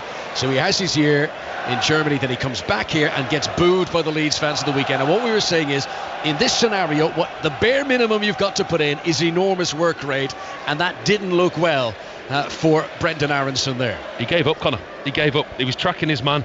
He did the right thing. Listen, you can be excused for being in the wrong position. You get in the wrong side of the man. But he gets the wrong side of Dirksteel, who gets the run on him. But what Aronson done is unforgivable. He stops. He allows his man to run into the box, gets the freedom of the box, and that's where the goal comes from. So unfortunately, Johnny Howson is not going to be able to continue. But one former Leeds United player's departure allows the arrival of another former Leeds United player. Luke Ayling will come on. He will take over the captain's armband from the departing Johnny Howson, and that's really nice to see the Leeds United fans cheering the name of Luke Ayling as he comes on against their team. Even in this situation with Leeds being a goal down, it just shows how fond they are of Luke Ayling. Well, he's been a fantastic servant for the club over a number of years, and a real fan's favourite here, Luke Ayling. Overseen a couple of promotions, stayed with the club through thick and thin, and I think you can see from a supporter's point of view, I'm sure it wasn't his decision to leave the club. New managers come in with new ideas. They want to change the team, change the formation. Liam Cooper and Luke Ayling have fallen foul of that. And I don't think it was his decision to leave the club, but he's found himself a really good club in Middlesbrough, and Michael Carrick, a manager who wants that experience in the dressing room. He just seems a perfect fit. They're giving the looks to him every time he gets the ball, which sounds like a boo, but of course he knows what it is. He knows it's all. He was warming up down below us, and he got the old "your Leeds and you know you are" chant to a writhe smile. Good night for Middlesbrough so far. They've got their goal early in this second period. And we're going to see what Leeds United can respond with here. But Daniel Farke will be concerned, and having taken on Portsmouth at the weekend here, a game that Leeds expected to win, scored 3 times but had to settle for a draw. If Leeds go to the League Cup tonight, that pressure cooker will intensify on Farke at the very beginning of what is going to be a long and grueling campaign, and you really don't want to be feeling that pressure too early.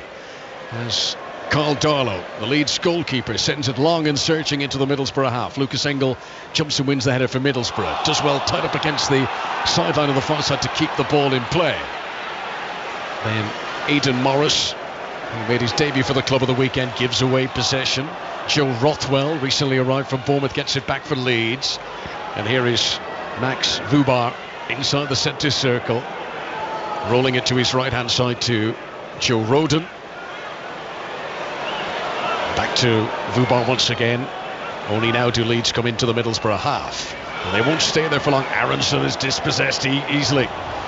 Chance of a counter-attack for Middlesbrough. Ball played over the top. That was well judged actually by Bergstog. He didn't lunge in, and he allowed Sam Byram do that, and he very nearly capitalised from it. It ends up being a goal kick to Leeds United, but I liked what Bergstog did there. He kind of dummied that he was going to go into contact. Byram went flying in, and that could have worked out well for the Middlesbrough player. Yeah, that's something that Michael Carrick's. He's got food for thought in the coming weeks. So there's Isaiah Jones on the right-hand side, Delano Bergstog on the left-hand side. I think the two wide players have become really effective for Middlesbrough, not just in possession, but also out of possession. They've been the trigger for the press quite a lot of the time. Here come Leeds. Bamford, who could really do with the goal, challenges with his former teammate Ayling on the edge of the penalty area. Bamford falls into the box. I think any contact would have been outside the penalty area anyway. Don't think it was a foul, mind you, and the referee said play on. Bamford made the appeals. Don't think anyone in the stadium, Conor, thought it was a foul, did they, apart from Patrick Bamford? Gillard swings it in, and Ayling with a big firm header gets good distance on his clearing to send it well outside the Middlesbrough penalty area. There are almost an hour played, and the big stadium clock away to our right hand side, those digital numbers whirring by. Half an hour to go. Ethan Ampadu, the Leeds United captain, back to Joe Rodon. Vubar into Middlesbrough territory, onto Aronson, number 11 on his back. Middlesbrough do look organised out of possession at the moment. They fall back into a flat back 5 when Leeds have the ball like this. This is Byram on the far side. Back into Ampadu once again. Can anyone in this Leeds team take the initiative the way Dirk Steele did for Middlesbrough? I've not seen much individual flair from Leeds as they've given it away. Bamford loses possession. This is dangerous. Bergstog is in. 1-on-1 against Carl Darlow. And he scores! 2-0 to Middlesbrough. Sent the keeper the wrong way, just caught back on his right foot, tucked it into the near bottom corner, and now the mood will change at Elland Road. 2-0 down, it's joy for Middlesbrough, it's deep disappointment in a performance that's beginning to stink the place out from Daniel Farke's team. Absolute smash and grab from Middlesbrough. Bergstog on the counter-attack. Really good deep defensive play by Middlesbrough, sat in a low block, inviting Leeds United onto them, and it's Patrick Bamford to blame. Patrick Bamford, the striker, drops deep halfway into his, into the half, loses possession far too easily. One ball swept through. Leeds United once again hit on the counter-attack. Bergstog goes through. You think he's wasted the time, you think he's taken too long, but he checks back inside Joe Rodon, slots it inside Carl Darlow's near post. Borough 2-0 up, smash and grab. The body language of how he finished that. Yes, it's a good opportunity, but as Paul illustrated, he kept his cool. It grazed the inside of the post going in, and that is his first goal from Middlesbrough. Delano Bergstog, the summer signing from Mans, has made it 2-0 here, and the way the game has gone, this feels a significant lead. Leeds have it all to do to get back in this cup tie now, and that all stems from Patrick Bamford losing possession, not putting his body in place, losing possession far too easily. Leeds United all out of shape. They've got such comfortable possession. Ball goes into Bamford, he loses it halfway into the Middlesbrough half, pushed off the ball far too easy. one ball and Birkzorg's through one-on-one with the goalkeeper. Really poor from Leeds United's point of view.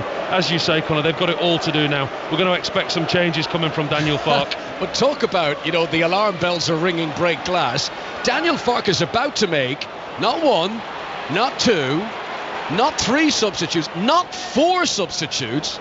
He's going to make 5 substitutes. I mean, he's taking off half his outfield players in response to how this second half is going. And it might be about to get worse. Here's Isaiah Jones running towards the penalty area. This could seal it. And he puts it wide. Darlow did really well. He timed his lunge to come out just right. That forced Isaiah Jones to stretch. And he wasn't able to dink it over the advancing goalkeeper. And it was wide of the side netting. But so close to Middlesbrough make it 3. One pass again, Conor, from the edge of the Middlesbrough 18-yard box. One pass catches Leeds United on the counter-attack. Isaiah Jones in behind, one-on-one. It's just so easy. We can see it from up here. Middlesbrough win the ball back. They spring their counter-attack. It's nothing intricate. It's not 1 or 2 passes. There's nothing creative. They allow Leeds United onto them. They win possession back. One ball in behind, and they're through one-on-one on goal again. Biggest cheer of the night for Leeds United because they've taken off Brendan Aronson while this 5-man substitution takes place. Let's go to Plymouth. Plymouth against Cheltenham. A goal for John Akers. Yeah, Plymouth looking good now. They've made some changes, and here's another strike and another goal. And it's Bundu, one of the other substitutes for Plymouth Argyle. It's 3-0, and Wayne Rooney punches the air and then high fives with his coaches down in the technical area. It's been really good in the last 15 minutes from Argyle. Wayne, then Ryan Hardy, and then Bundu. Plymouth 3, Cheltenham 0. Thanks very much, John, here at Elland Road. Leeds United 0, Middlesbrough 2. And Daniel Farke has made his quintuplet substitution. So Pascal Struijk has come on, scored of the weekend, scored a penalty against Portsmouth. Jayden Bogle, new signing from Sheffield United, has come on, the former Derby player. Ilya Gruev, the Bulgarian international who scored in a pre-season friendly against Hanover last month. Wilfried Gnonto, the Italian international, and the Frenchman Gio Rutter has come on. The man who Leeds paid £36 million to sign from Hoffenheim a year and a half ago. So that's quite a statement from Daniel Farke, but will it be anywhere near enough to drag his team back into this game? Elland Road, not a happy place for the home fans at the moment. Stunned, absolutely stunned. You can hear the silence, you can hear the boos when Middlesbrough went through on goal there. They could and should have gone 3-0 up. Carl Darlow, you're not missing anything at the moment in that incident one-on-one with Isaiah Jones. He took a blow to the face. The Leeds United goalkeeper's down in the edge of his penalty area to our right-hand side, which has allowed Daniel Farke to make those changes. And actually it gives us an opportunity to look how that Leeds United are going to shape up. Pascal Struijk looks like he may be playing left-back with Gruev going into the midfield. Ampadu dropping in alongside Joe Rodon with Bogle dropping in at right-back. Gnonto's out on this left-hand side, that's quite clear. Patrick Bamford up the middle with Rutter and Pirro in behind him. He's done well to track all of that. So Gelhardt, Vuber, Rodon, Byram and Aronson, the players who have gone off for Leeds United there, with Gnonto, Rutter, Struijk, Gruev and Bogle coming on. There is time for Leeds, but in this second period they've not been able to test the Middlesbrough goalkeeper Sol Bryn, and no doubt there's a bit of attacking flair. I mean, Gnonto has always got a few tricks up his sleeve. Rutter, who scored a couple of goals in pre-season friendlies, he scored against Harrogate, he scored against Valencia, and the fact he's left Bamford on the pitch suggests that he's still hoping that Bamford might have a say in things here. But Leeds need to pull their socks up because this tide is firmly against them at the moment. By the way, in the UEFA Super Cup final tonight, Real Madrid lead Atalanta, the Champions League leaders, leading the Europa League winners by 2-0. Valverde and a young kid called Kylian Mbappe has scored for Real Madrid. So that's how you start your career as the new Galactico. Might have a decent future in the game, that young lad, what do you think? He could. I've seen glimpses of him, he looks good. This is Jones from Middlesbrough. What a 2-0 to Borough at Elland Road, and Jones is in and he tries to shoot, and Ampadu tried to stop it, but the ball falls to Josh Coburn, and Middlesbrough do get their third goal, and Leeds United are crumbling to dust here. Having failed to win their opening home game of the season of the weekend, they're going to lose to Middlesbrough tonight as Michael Carrick's team are dissecting them at the moment. brilliant from Middlesbrough. They've smelt blood and they've gone for it. They've pressed Leeds United. He's just made those 5 substitutions. Leeds United players looking, hands on hips, arms are out wide, looking at each other, talking to each other. What's happening? Everyone in the stadium, arms aloft. Seats starting to empty, people leaving, but really good once again from Middlesbrough. Took the bull by the horns. Isaiah Jones gets his shot in, deflected, falls to the far post. Josh Corbin maybe was offside, but he's got the easiest of task. Tap it into an empty net at Carl Darlow's far post. You've got to give Middlesbrough credit for smelling blood, pouncing on it, taking the opportunity, converting the chances. But Conor, Leeds United are all over the place. Well, they haven't played 2 full games yet this campaign. Leeds have now conceded 6 goals. And all the pre-season optimism drummed up by Daniel Farke is dissipating in front of our eyes here. Spectators streaming towards the tunnels. I mean, not a mass evacuation here or anything, but so many of them have decided enough is enough for tonight. They don't see a comeback on the cards. Nonto tries to get things going, but he runs into trouble. And it's simply all Middlesbrough at the moment. Dirksteele down the right-hand side to Isaiah Jones. Those two, Dirksteele and Jones, have been really good in the second half. Jones tries a fancy, flashy trick there to get away from Pascal Struijk, and Struijk keeps his eye on the ball and ignores the swing of the hips. Nonto tries to sprint up to the halfway line, and maybe a chance now. Rutter, that's good and strong. Did Ayling commit a foul there? He did. Ayling sort of pushed Nonto into Rutter there, and the referee is going to pull him over, and that'll be a yellow card for the former Leeds United player against his old team here. Clever, really clever by Luke Ayling. You could see exactly what he did. Rutter was away, his pace was taking him away from Luke Ayling, but Gnonto just gets involved at the wrong time, and Luke Ayling uses Gnonto. He pushes Gnonto against his own player, and it's a foul, but it's very, very clever. It was an interesting passageway. The way Gnonto timed his run, he was almost like a blocker in American football, trying to get in the way of the tackler, but Ayling used him ultimately to push into the opponent. It's clearly a foul, but he knew he wouldn't get sent off for it. It's so far out. He does get a deserved booking. Free kick to Leeds. Rothwell takes it, right-footed, in swinging into the penalty area. Chance! Shot kept down low, but it couldn't beat the defender on the line, Joel Pirro. That's the best we've seen from Leeds in the second half, but they remain 3 goals behind. And it's that man again at the heart of Middlesbrough defence, Matt Clark. Puts his body on the line, comes out, Joel Pirro on his left foot, not the cleanest of strikes, but it looks to be bobbling its way into the bottom left-hand corner. Matt Clark slides across the 6-yard line, puts in an unbelievable block for his team. Right, more substitutions, double change coming here for Middlesbrough. Michael Carrick is going to bring on George McCormack, and he's going to bring on Finn Azaz. Azaz, the Republic of Ireland international, made his debut for his country in March. George McCormack, it's a senior debut for him. He's been at Middlesbrough since he was a kid. What a lovely moment this is at a famous old ground like Elland Road, with your team leading by 3-0 for George McCormack to come on for his first slice of first team action. Incredible opportunity for the youngster, isn't it? I mean, your team comfortably winning, slots in at left back. I think it's a like for like substitution, and Azaz comes onto the field in a change. It's Bergzog, I think it is, that's come off. Bergzog come off, got his goal, worked really hard. Just a case of changing it up for Michael Carrick. Bergzog debut goal for him. He'll be delighted with that. Finn Azaz replacing him, McCormack on in place of Lucas Engel at left back for Middlesbrough. Middlesbrough who are away again on Saturday. They go to Derby in the early game of the Championship. After that, it's Portsmouth at home for Michael Carrick's team the following weekend, and then it'll be a trip to Cardiff. But already you can see early season momentum being garnered by Middlesbrough. Gilbert is beaten by the bounce. Bamford tried to help it on to Gnonto. This is Struijk, number 5 for Leeds. Decent pass there by Gruev. Gnonto down towards the byline on the left-hand side. If Leeds are going to get back into this, they need to get going. Low ball in from Gnonto. Can't pick out a teammate. Rutter will try and keep it alive. That's not bad. Clark can't fully clear. And then good work by Coburn.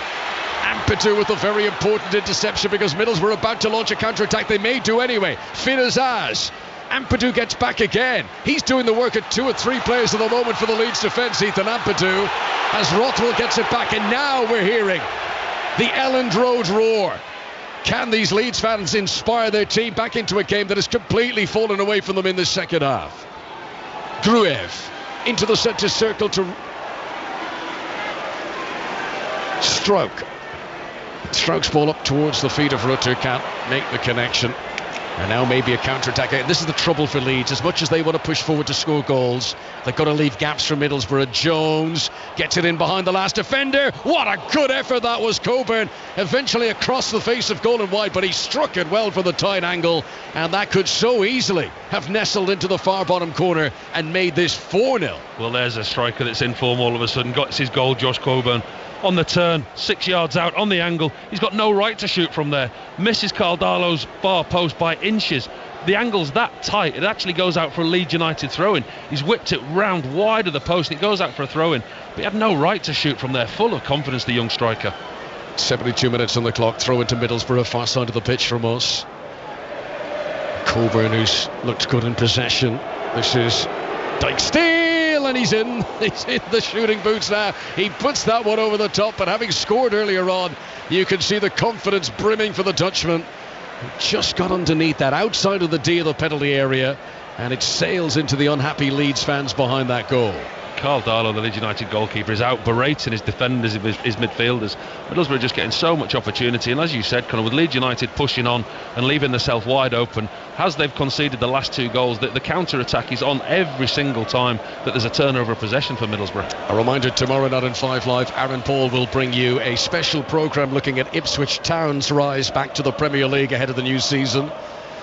The Premier League back Friday night. Manchester United against Fulham is the first match of the campaign. You can listen to commentary on 5 Live 3 o'clock Saturday of Arsenal against Wolves. We'll also bring you full coverage of West Ham United against Aston Villa. That's the 5:30 commentary on Saturday here on 5 Live. 2 more games to come on Sunday. You can listen to full commentary of Brentford against Crystal Palace at 2, and then it's a blockbuster game at 4:30, Chelsea against Manchester City, with correspondent John Murray here on 5 Live. This is Bamford for Leeds, left-hand side. Groans as he goes backwards with 6 or 7 teammates more advanced than him. He passed back to the halfway line, and the Leeds fans didn't like that. Let's see if they can build something up coming down the right-hand side with Bogle.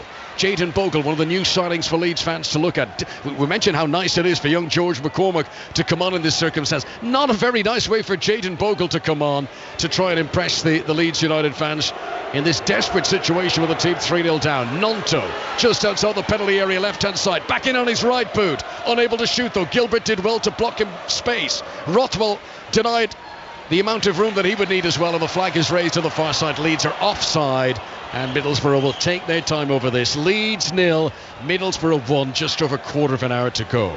Only 1. Oh, sorry. I think you'll find it's a few more than 1. Yeah, sorry. Leeds 0, Middlesbrough 3. I think the Leeds fans would take 1 right now. They've been excellent defending, Middlesbrough. They really have. Since they've got their lead, they've held on to it. They've kept everything narrow. Leeds United have really lacked width. With Gnonto coming on, gives them that width on this left-hand side. But they just haven't managed to move the ball quick enough, haven't managed to find the key to the lock, and every time they turn over possession they look susceptible. Matt Clark at the heart of the Middlesbrough defence has been excellent.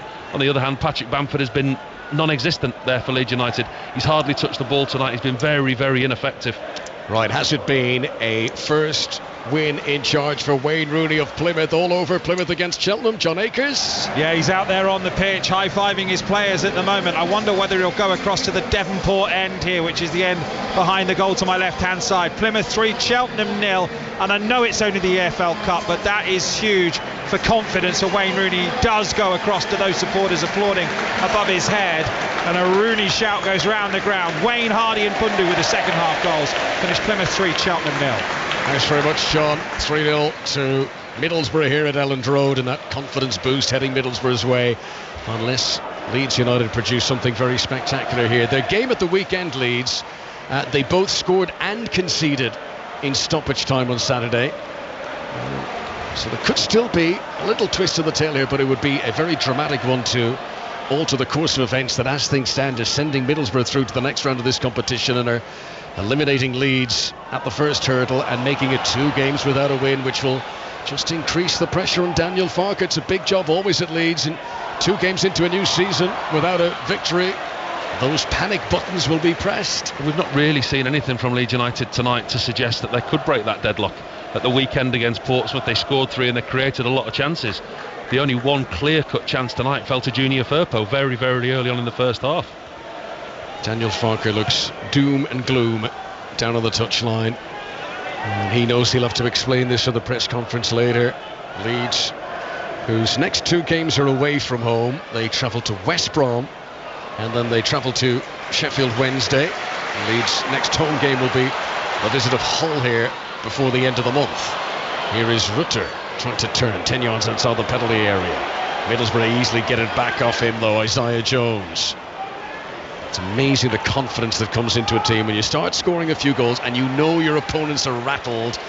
The simple things become easy and the fluidity comes into games. The way Ayling just stepped away from a back pass there, knowing it was going to roll back to Bryn behind him, and all this is just frustrating Leeds United as Aidan Morris here. The away fans are beginning to cheer every pass. You might hear them. They're massively outnumbered, but it's Middlesbrough fans making the noise of the moment as their team break into the Leeds United half. Gilbert. Coburn making a run ahead of him. He tried to play an infield towards Azaz. It deflects off a defender but falls into the path of Coburn. Back to Gilbert once again. And still the Middlesbrough supporters cheer every pass. Leeds get it back, but at the cost of a foul. Free kick Middlesbrough. And Leeds, I think, are out of time already, but certainly very much running out of time if they're not. Yeah, they've offered nothing to suggest anything else tonight. And you touched there, Conor, about Leeds United's next 2 fixtures. I mean, we all know how weird and wonderful the Championship is, and it puts up some strange results. But West Brom away at the Hawthorns and Sheffield Wednesday this season, they've reinvested in the summer. Under Danny Roll, they finished the season so strongly last year, and it could be a really interesting time for Leeds United. If they don't get a result tonight, if they don't pick up a result at West Brom, then all of a sudden question marks really do start to ask. Gilbert plays it into the penalty area. There's a snapshot that veers away off target by young George McCormack. What a story that would be if that young player could score in his debut. But you know, for Leeds, they won 90 points in the Championship last season. Only once in the last 40 years has 90 points not been enough to secure automatic promotion. So those standards were high, but with high standards then come expectation the next year, and that's what, you know, of course this hasn't been a disastrous start. We're right at the beginning of the campaign, but this is not how Leeds fans saw the new season starting. But there's always expectation when you play for a club the size of Leeds United, and when you wear the Leeds United shirt, that's what comes, expectation. And you look at last year, you say about the 90 points, and they should have gone up automatically. You know, you can immediately point out the game against Rotherham, the home loss here against the struggling Blackburn side. There's games where they should have already gone up automatically without having to go through the playoffs. And it coincidentally, for me, their worst performance of the season was the playoff final against Southampton. I thought they were really poor in that game. Playoffs have rarely been kind to Leeds. If they go up, it tends to be automatically. As here's Gilbert bringing it out of defence once again for Middlesbrough. Coburn, what a great first touch that is. He's got Roden between him and the penalty area, and Coburn tried to veer to his left hand side. Ampadu, who's worked hard all night, he's been one of the few Leeds United players to come out of this with much credit tonight. He made up the ground to get back. He challenged Coburn. The referee holds up play there, not because it was a foul, but because he thought Coburn was hurt. Coburn's actually okay. That's why the frustration as Leeds wanted a counter, and play will resume with an uncontested drop ball. Just over 10 minutes of normal time to play at Elland Road. Leeds 0, Middlesbrough 3. Well, Ampadu's certainly not giving it up, and I think he's one of the only ones in a white shirt tonight that can come out of this performance with any credit. You know, the substitutions have just happened, you know, in 10 minutes ago. They've not really had that much impact, if any, on the game, and the game's taken a normal shape. I mean, Patrick Bamford, we talked about him at length before the game. His touches must be, I'd be surprised if they're in double figures, I really would. I mean, he's not had the service granted, but you look at him now, he's cutting a lost soul in the middle of the pitch. Yeah, it's not working for Leeds tonight. Here comes Rutter down the right hand side, and Clark beats him to it and puts the ball out of play. Middlesbrough going to make another 2 late changes here. If you're listening at the start of the night, Steve Crossman mentioned Micah Hamilton, the new signing from Manchester City. He is going to come on for his Middlesbrough debut. The player who scored a Champions League goal for Manchester City in December in Belgrade. That was his Champions League debut. Here is his Middlesbrough debut, and he's got to come on alongside Emmanuel Lattelat, the Ivorian, who has been very much in the goals in recent times in a Middlesbrough shirt. And a slow walk off the field by Jones and Coburn, the 2 players being replaced because they know this clock is winding down now. And they're putting a real shift for their team tonight, especially Josh Coburn. At times in the first half, he was leading the line and he was quite isolated. He was chasing lost causes and he was closing down the Leeds United defence in the first half, and in the second half really grew into himself, got his goal. And as Isaiah Jones down that right hand side, his pace, his directness has caused Leeds a problem all night. 2 players were really putting a shift for their team. Emmanuel Lattelat, who scored twice in each game, home and away against Leeds last season, is not going to get too long to impress tonight. He doesn't have too long to continue a run which has been scoring in his last 7 appearances in a row for Borough. The 7 before tonight were all league games, so he'll look to continue that run of the weekend should he not find the back of the net here. But Leeds United 0, Middlesbrough 3 in the closing stages. It is all over at the MKM Stadium. Hull against Sheffield Wednesday. Here's Chris Coles. Sheffield Wednesday through to the second round. 2-1 winners at Hull. All 3 goals in the opening 10 minutes, all from defensive errors. Charlie McNeil on debut with both for Wednesday. Marvin Malem had drawn Hull level. Home side better in the second half. Couldn't find an equaliser, meaning they lose in the first round of the League Cup for the 4th successive season. Hull 1, Sheffield Wednesday 2. Thanks very much, Chris. Plymouth beat Cheltenham 3-0 earlier. First win for Wayne Rooney. Bamford here plays a pass behind Rothwell. Groans from the Leeds fans. Nonto tries to keep it alive, but busy Aidan Morris is back to win possession, to sweep out to the right back position, and to play a very good ball up to Emmanuel Lattelat. There is a smoothness to what Middlesbrough are doing here, which will really please Michael Carrick. As a challenge comes in and Dirksteel, Nonto tries to get it off him, and as he fouled him, no, the referee ran over, but he didn't blow his whistle. Nonto, to his credit, kept battling on there and has kept it alive. Bogle now down the right hand side to Rutter, fancies a shot low and hard, and it cracks back off the post, and how's your look? Pirro's header from the edge of the 6-yard box goes wide. The goalkeeper was on the deck, it came back off the post. Pirro's 7-8 yards out, tried to head it into the empty net. That sums up Leeds United's evening, that the ball goes wide and they remain 3-0 down. I don't know how he's missed. I really don't know how he's missed. Really good forward play by Jorginho Rutter on that right hand side. Cuts on his left foot, and the first real bit of intent Leeds United have shown. Gets a really good shot off, strikes the bottom of the right hand post, kind of hits the post on the half volley, which pops the ball up, and it comes out to Pirro, head height, 6 yards out, heads it wide, and as you say, that sums up Leeds United. Right, Bamford trying to get in between 2 central defenders, shut down. Good defending by Dirksteel, who clears it away down the right hand side for Middlesbrough. And that is now 4 times in their opening 2 games this season that Leeds have hit the frame of the goal. It's a great shot from Rutter. It would have been a spectacular goal, but it came back off the metal frame. Here is Morris from Middlesbrough, midway inside his own half. Passes out in front of George McCormack, the young left back. Just over 6 minutes of normal time to play. McCormack steadies himself, turns, rolls it back to Matt Clark. And around Elland Road, more and more the blue plastics and sometimes yellow plastic seats have been made evident. Rutter tries to pounce on weak distribution by the goalkeeper there, but it just goes out wide. It's not even a school morning tomorrow, but many of these Leeds fans have decided to go up, and they did come in huge numbers tonight. The official attendance has just been announced, 35,150 for a first round game of the Carabao Cup, but the greater majority of them going home very, very disappointed now. Yeah, the expectation always around this football club, and the support that they have is incredible. But listen, we always talk, we're quite guilty of this at times in the media. We always talk about Leeds United, how poor they've been, but you've got to give Michael Carrick's Middlesbrough so much credit tonight. They stayed in this game for the first half an hour. They weren't great, they weren't at the races. Maybe that was his game plan. They stayed in it, they grew into the game, they knew what to do in the second half. They hit Leeds United on the counter-attack. They felt a part in the game where they pressed Leeds high, and they felt like they had Leeds, like a boxer on the rope.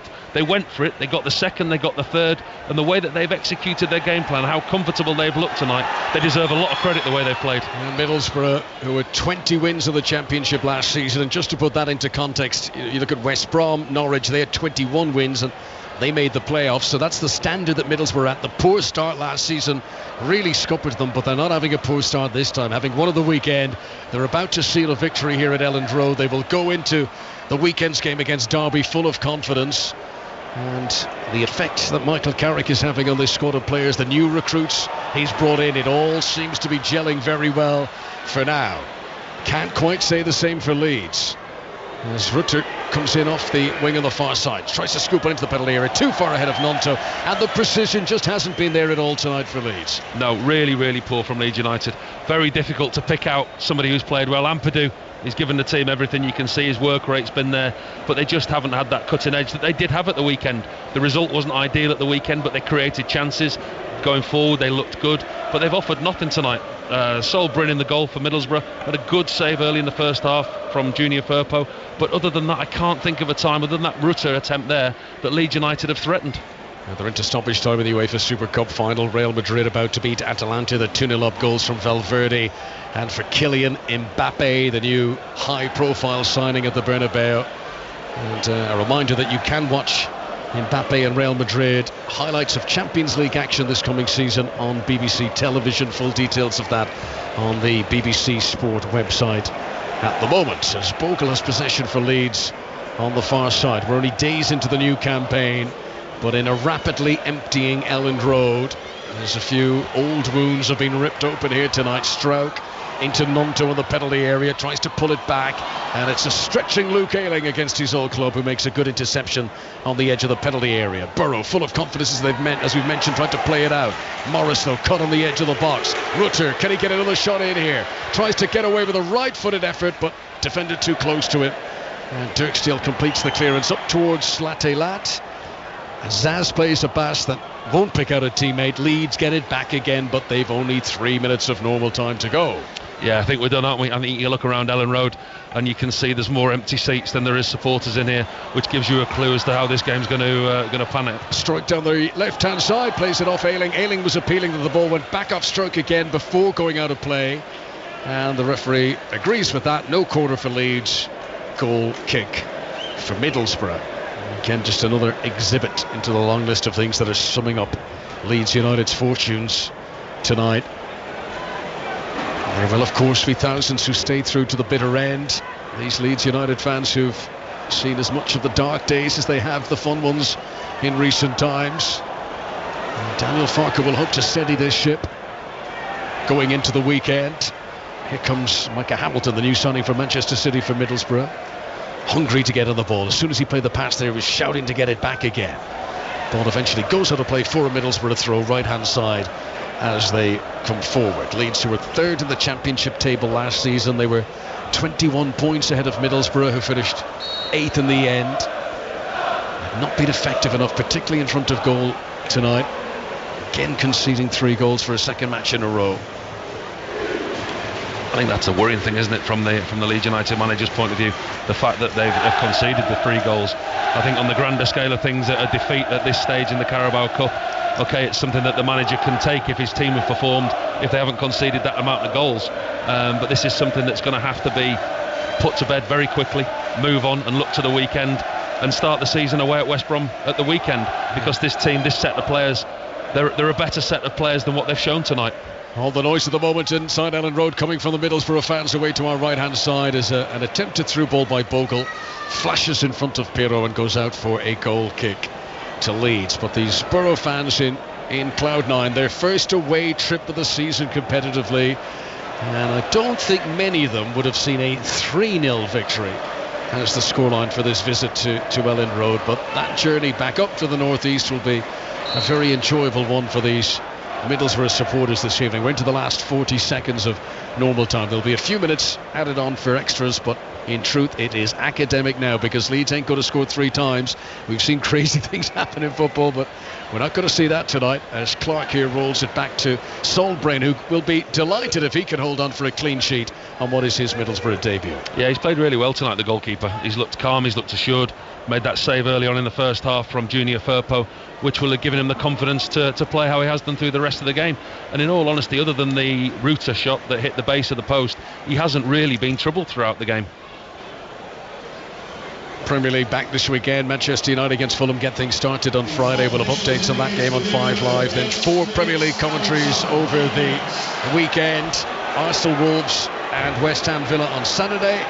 Brentford Palace and Chelsea Man City on Sunday. The murmur you hear in the background is because the 4th official has raised the board to say 8 minutes, and I think some Leeds fans have taken that in a hang on a minute, maybe we could pull off a miracle here, and I think many others are just blow it up, ref. They've seen enough, as Bamford tries to get on the end of a cross, and it's well held onto by Bryn, the Middlesbrough keeper. I think there was a real mixed reaction when that 8 minutes went up. Some went, oh, we better go now, we've had enough, and others went, oh, we might be able to do this. That's the old Simpsons joke, stop, he's already dead. I think they've received enough tonight, Leeds United, for their fans who just want to be taken out of their misery here. Solbrain clears right-footed up towards the halfway line. Roland trying to jump in the air. Gilbert has played it on. This could be a chance. Lat, can he keep up this consecutive run of scoring? He's into the penalty area. Stroke up back goal side. Support arrives. Azaz shot across the face of goal is wide. Tell you what, that was bending. That wasn't very far away at all as Middlesbrough looked to put the cherry on top of this scoreline. Just opened his body up there. Latte does really well. Gets himself into the penalty box. Pascal Stroke stands up, holds him off, doesn't allow him to turn. Plays it out wide to Azaz, who just opens his body up. Tries to curl it into Carl Darlow's far left-hand corner, and it's inches wide of making it 4-0. A few other football stories tonight with Kylian Mbappe on the score sheet for Real Madrid on his competitive debut for his new club. Bruno Fernandes has signed a new contract at Manchester United. Good news for them ahead of the start of the new season. There's a foul here on Micah Hamilton by a frustrated Pascal Stroke, and Stroke will receive a yellow card for that. The Dutchman goes into the referee's notebook very late in the game. Stroke, who's scored in his last 3 appearances for Leeds in a row, scored against Ipswich, Preston last season before his injury, then he scored against Portsmouth on Saturday. First central defender to score in 3 games in a row for Leeds since Jack Charlton in 1972, which is exalted Leeds United company to be in. But former glories seem a long time in the past at the moment. 3-0 down here at home to Middlesbrough. Round 1 of the Carabao Cup. This cup run's about to come to a halt for Daniel Farke's team. Nonto, plenty energy in his legs, having come on as a substitute, runs into Hamilton and wins a corner for his team. Corner to Leeds on the left-hand side, trailing 3-0. He's looked good, Nonto, hasn't he? He's looked sharp. There's a lot of talk and speculation about his future in the summer, but he started the season really well. I think him and Dan James in the first game against Portsmouth, they were the shining light for Leeds, and he's certainly taken on the mantle when he's come on tonight. Nonto sends in the corner. Clark, who's won so much in the air tonight, heads it out for Middlesbrough. Gruev will sprint out and keeps it in play on the far side. Passes it back to Bogle. Infield to Joe Rothwell. This is all inside the Middlesbrough half. Burrow with everyone back behind the ball. Pirro plays one in and can't get any bit of power on it, as it's a comfortable take for the goalkeeper, Sol Brent. I think one thing that we spoke about before, again, Leeds United's need for a number 9. Patrick Bamford's played there tonight, and he's not performed for too long now. Patrick Bamford, whether it grew through injury or performance. Matteo Joseph started the game at the weekend. The chances that Dan James and Yonto created at the weekend, Leeds should have been out of sight by half-time. The need for a number 9 who's effective, who occupies defenders, that hasn't been there tonight. It really hasn't. Middlesbrough has scored 62 goals in the Championship last season. That was their most in over a decade. It's got to be interesting to track their progress now in the next few months and see where Michael Carrick can bring this team. But we've seen tonight, he made 7 changes. There is a bit of squad depth at the Riverside, should it be required, and tonight he's been able to rest quite a few to keep them fresh for the league action in the weekend. Rothwell gives the ball to Ampadu, right hand side of the pitch as Leeds come forward into the feet of Nonto, goes down, free kick 12 yards outside the penalty area, central position. We have played almost 4.5 minutes of the 8 being added on for stoppages at Elland Road tonight. And immediately that free kick was given, Gruev sprinted across, and his body language told all his teammates, get out of it, I am having a pop at this. And although it's probably towards the limits of his range, as I said, 12 yards outside the penalty area, he is going to take this on, and why not? At 3-0 down, you might as well fly a kite. Gruev, whose 1 goal last season came in the playoff semi-final against Norwich, and that was a direct free kick. So he's got it in his locker, as they say. Left-footed. Gruev past the wall and wide and past the post. Yeah, he may as well fly a kite, hadn't he? It wasn't the best effort, was it? I think the goalkeeper had it covered. It never looked convincing when he stood up there. I think Patrick Bamford went up to him and asked him if he really was shooting from that distance. Elliot Gruev, who did score in a pre-season friendly against Hanover a couple of weeks ago. That free kick he scored against Norwich here in May in the playoff, that was his only goal since joining Leeds, and he wasn't threatening on adding to that tally with that poor attempt there. Sums up Leeds United's night, and not the first time we've said that. There's been a lot tonight that has summed up their night. Really important that Daniel Farke gets this performance out of the system before the weekend. Yes, it's the League Cup. Yes, it's a disappointing performance. It's a changed team. It's a team that hasn't played together. But they look disjointed tonight. The amount of chances that they conceded was worrying. The 3 goals again was worrying. But like I say, it's important now how they look to the weekend. get this out the system quickly tomorrow and start focusing on the weekend. There's not a lot, sorry Conor, there's not a lot of positives that you can take from tonight. There really isn't. 2 minutes of stoppages to go. Now, of course, this is a team that have lost their top scorer from last season, Crescencio Somerville, who not only scored most of the goals for Leeds, he topped all of their attacking categories. He had the most shots, the most goal involvements, he created the most chances.